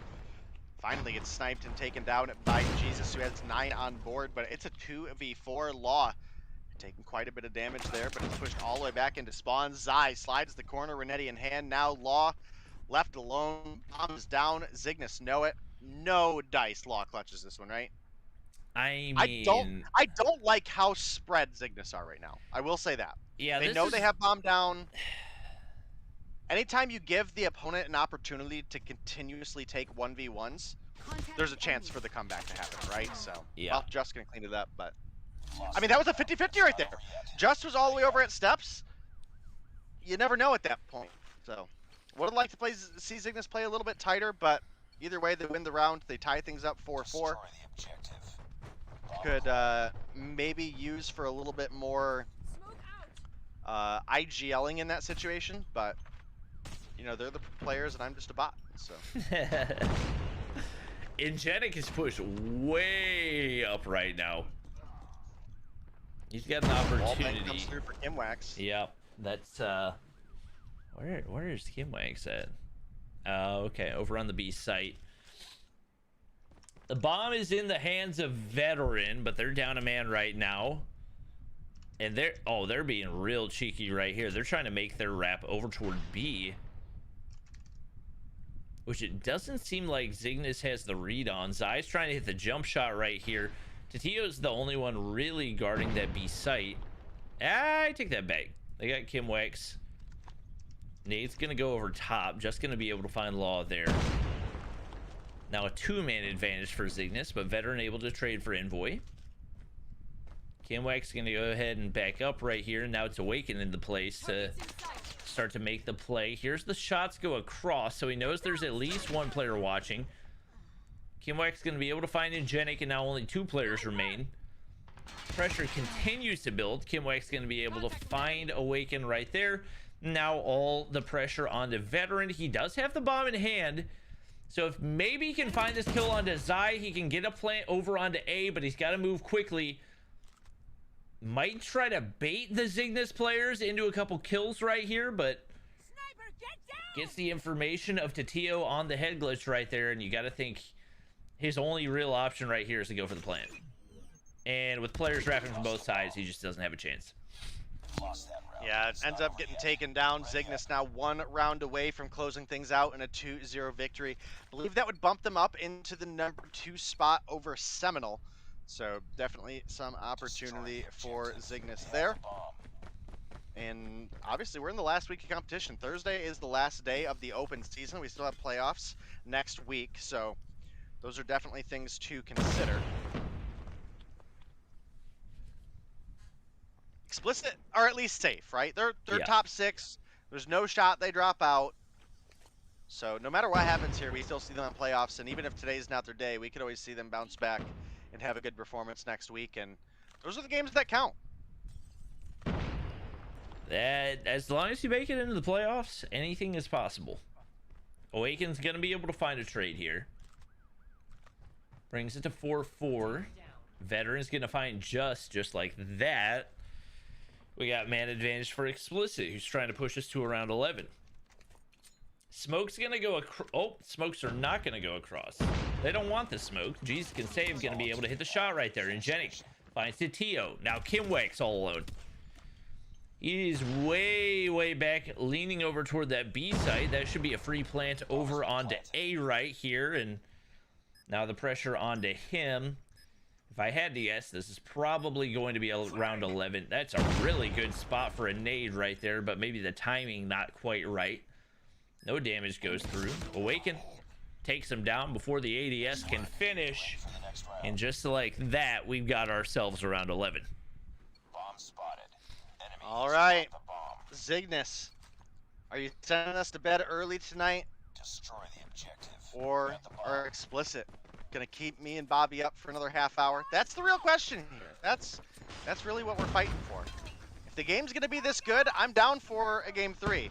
Oh my god, so much utility just rained into Cygnus's face. I don't understand how Envoy got the kill there. Maybe he just had a lucky guess right there. 2 players still end up dropping for Cygnus. They need to get the round if they're gonna get the 2-0 victory. Just still trying to get information over toward A, and there's absolutely nobody over there, nobody remotely close for Explicit right now. They have full committed toward B, and the only person able to get any information is Awaken. He's not even looking that way anymore. Jesus can save, trying to see if anybody peeks across mid. It's an opportunity to full send into A if you are Cygnus, but obviously they don't have the same amount of information that we do. Envoy trying to find somebody on the inside of kitchen. There's nobody there, and because they've taken so long, it's allowed Explicit to go ahead and make this wrap back this way, but the sniper's not in place to find the kills. Awaken tries to spot somebody, but nobody in his sights, and now with the bomb down, the pressure on, you would think with the 4-3 advantage. Oh, Zai finds one. He's in a good spot. He's up at that top side. He's got a Bison and a sniper to work with, and just finds G's can save. It's a 2v2 right now. They might be able to make it happen, but the sniper shot doesn't go through. They don't have an angle to chell. Awaken's gonna go for the stick right here. He gets the defuse, and Explicit takes the round and pushes us to a game number 3. Look, I'm a huge fan of Envoy. Okay, he's one of my favorite LATAM players. Kinda sold there. How are you gonna push into jungle after having just planted the bomb? Yeah. And not check that immediate corner? He gets gunned down, and that kind of forced Zai to push up instead of overwatching the bomb site, right? There was no guarantee, even if he did peek that corner, that he was gonna win the gunfight. But that's such a common spot that you hate to see it, you know? Yeah, that was so weird. Like, if you're gonna plant for poolside, why would you play for jungle side? I don't know. That just seemed like a little bit massive of a misplay, but yeah, definite misplay right there. But Explicit capitalized on it. You got to give them credit. 8 for veteran, 10 for G's can save, 9 for Awaken. Consistent across the board, even with Law not having a huge performance. He's typically been their best player in S&Ds throughout the season. So they come up big right there, and they do find a way to push us to a game 3. And this is a big opportunity for them to potentially still make a play for a top 2 spot. For Zygnus? For Explicit. I could be wrong. I don't think so. Maybe if they win here, and if Seminole loses, yeah, it's pretty unlikely. Yeah, probably not. Especially since I think Seminole would have to get 2-0'd by Shreddit. Is that right? Yes, right? I believe so.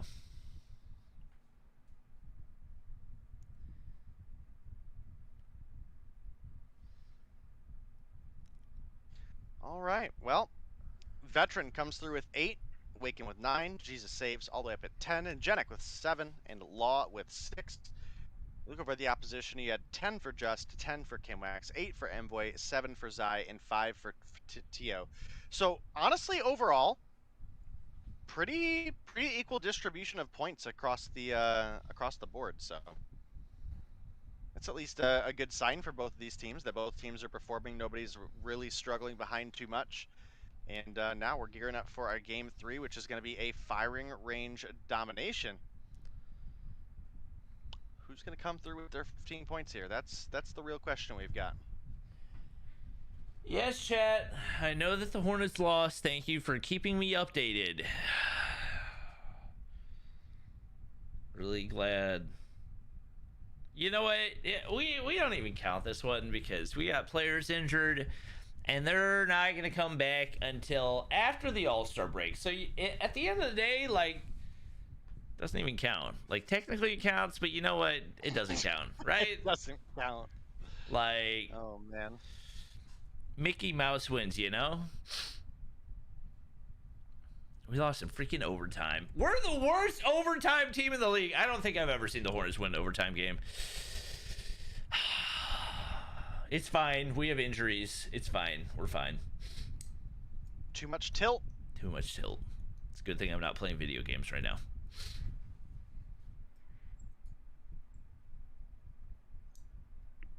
What the freak? Mason Plumlee almost had a triple-double. Never thought I would say that sentence. Just waiting on one more player to get bounced on into their spot, or a couple actually. Looks like maybe 2. Then we'll we'll get rolling on into our final game of the night, guys. There we go. Jesus Saves moves down, Tatio moves up, Law moves into the spot. Boom, there we go. We're getting all ready for our firing range domination. This is definitely a spicy map. It's one that all of these players should largely be familiar with, and one that I think for domination is actually overall pretty balanced. I would say C has a little bit stronger of a side just because, and this has been minimized a bit by the fact that we're not staring at 5 Hulkers, right? You gotta be a little bit more careful with your ammo, especially when you're taking fights mid, but the A side is wall bangable, that wood building, so that's maybe a little bit of a hindrance, whereas you've got tin mid, which is easily accessible to C. You've got the back door to trailer is more accessible to C than it is to A, and the front door, which is more accessible to A, well, it's the front door of trailer. There's a lot of crap that happens in the middle of firing range, so can be a little bit more difficult to safely traverse. So again, slight advantage to C, but it's not like a Crossfire. Okay, Crossfire, I'm so glad we don't play Crossfire Dom anymore, and I honestly hope I never see it again. That is a W in my book. Never having to watch Crossfire Dom would be okay if B was like in the middle of the street. It'd be crazy. It'd be hectic. That would be terrible. It would just be non-stop nade spam because you can nade onto it. You're not wrong. You're not wrong, but it would at least be fair for both sides. That's true. But also like high ground advantage. Like think about all the buildings that you can hold from topside. I mean, at that point, you have easier access to mid building from C side. You have kind of that broken wall that you can look at with a respawn. Yeah, sniper. that's true. Okay, I didn't think about the broken wall. That would actually be a big advantage. Yeah, you're not wrong. All right, we got all of our players ready up. Hopefully, we're ready to go for our final game of the night, Game 3. I think this is our only Game 3. Who would have thought? Not actually that surprising, but still. I actually think this is the one I said had the most potential to go into Game 3 at the beginning. So, well, oh no, we had a Game 3 with Status Quo and Midnight. Oh yeah, you're right. I forgot about that. Because yeah, because diamond boxing that gloves. Midnight out of the run. I've never seen that before. Oh, smoke coming through onto B early on. Jesus Saves, gets concussed to the moon and back. Doesn't get pushed mid, ends up finding one onto Just. Gonna turn the corner, finds a second onto Tatio. Now looking to maybe clean this progress up for the team. Gets taken down. Veteran now here. You've got grenades coming in. The B, somebody slide onto B. Die for it. Literally just blow on it and you'll get the progress that you need. Okay, there we go. Yeah. Tio gets traded on the inside of trailer. Envoy trying to get some progress for his team right there. I go for the hop up that I have never played before, but I've seen like 4 people do it in the last 24 hours. So I'm going to start using it a little bit more often. And Cygnus definitely wants to make the play for the flip right here. Envoy, the only player left to finish the cap, but he's able to get it. Now an AC split. A lot of progress on A, and wow, Envoy beaming with the PP19 right here. No A control going back into play for Explicit either. Pretty close to triple cap pretty close to a triple cap, and I think we actually saw somebody already on a lightning strike. No, that's not Tatio. Who did I see with a lightning strike? There's not very many people that have enough kills to do it. Maybe it's Envoy. Oh, he gets enough caps to be able to get the OBJ points right there, and he's got some streaks to work with. We captured A. We lost the lead. We tied for the lead. Well, the double cap in play for Cygnus right here. Jeez can save you. Beamed off of C right there. Kimwax finds 2. Envoy with a pred finds another right there, and some of that B control going in, but Veteran there with the pred missile, able to find the triple for himself. Huge plays once again as Jeez can save, tries to get that progress wiped off, but if you don't have trailer control, it's just not going to happen. Tatio How hops do you on. have 3 people pushing B and nobody puts down a trophy system? Yeah, I don't know. Wait, is anybody? Okay, we do Yes. have people that are using trophy systems. I was curious about that. Yeah, we have Zai and Envoy for the side of Cygnus running trophy system, and neither of them put one down for that Predator missile. Pain and suffering. That was the freest B cap with 1 line of protection. And the CB gonna remain in favor of the side of Explicit right now. I saw Awaken and Jesus, and I almost said Goofy Goobers, but ooh, Engenic comes around firing. CA split once again for the side of Cygnus, looking to retake the lead. The A flag is gonna get capped. I don't think we got any value out of the lightning strike there, unfortunately. But you know what we did get value out of? The 5-piece from Jesus' Annihilator. I think it was unfortunate because I believe I heard at least 2 of those lightning strike missiles hit trophy systems, so to a certain extent, maybe just a little bit unlucky right there. Zai on the inside of wood, able to find one. These teams continue to push for B control when they don't have trailer, and that's just a recipe to get absolutely obliterated. The visibility way too easy right there. It's gonna be Explicit still holding on to control right here. Awaken beamed as he tries to hop on over, and just gonna afford his team some easy B control right here as now Explicit looks to flip things back very, very back and forth. Zai pulls out the Sparrow, gonna be able to find a 2-piece. Law gets some information across mid. Tatio said, I'm gonna hop it anyway, and Ego Chow right there wins a big gunfight. Jesus can save, drops off. Veteran there for the trade. Very back and forth first half between these 2 teams. And at this point in time, it looks like we're going into the second half with a very, very slight Cygnus lead. They were able to clear off the B. And, I mean, we're incredibly close here. I mean, we're almost running out of time in the first half. That's one of the that might be the closest first half I've seen, especially since we've switched to 200-point domination. Only 6 points separate these 2 teams, and right now it feels like no clear advantage one way or another. Once again, Engenic struggling big time. 8 and 16 right here. Jesus can save you, trying to close that gap a little bit, and overall I think relatively even between the 2 teams. First of the lightning strikes going in. 1 kill, finds one with the gun as well. Envoy peeking across right here. Jesus can save you, flicks onto him right there, and that could be a huge one as he looks to push on into trailer. Take it back, he doesn't want to go into trailer. He wants to sit on the backside and see if he can guard C, but he's gonna get taken out by a Pred missile right there. A lot of Cygnus kills in the feed, but Law is there to trade out Envoy. It is B control for the time being, but trailer is in the hands of Explicit right here, which means they've got an opportunity if they play this right. And I think Awaken's got tower control. Awakens in tower, that's huge if he can stay alive. Massive. Well, he's already taken some shots, and it's honestly not that big for them right now because they don't have B control. So not a great position right now, but Enemy in sight. might be able to oversight and protect his team. Ends up up and down, picks up the kill onto Zai. Got some B progress coming in. That seemed like it was a good play if his teammates had any map control anywhere, but they didn't. Jesus can save you, finds 2-piece with the Annihilator, make it a 3-piece. He's got 30 to his name. Not gonna mean a thing if they can't find the kills right there. Major assist for him as well.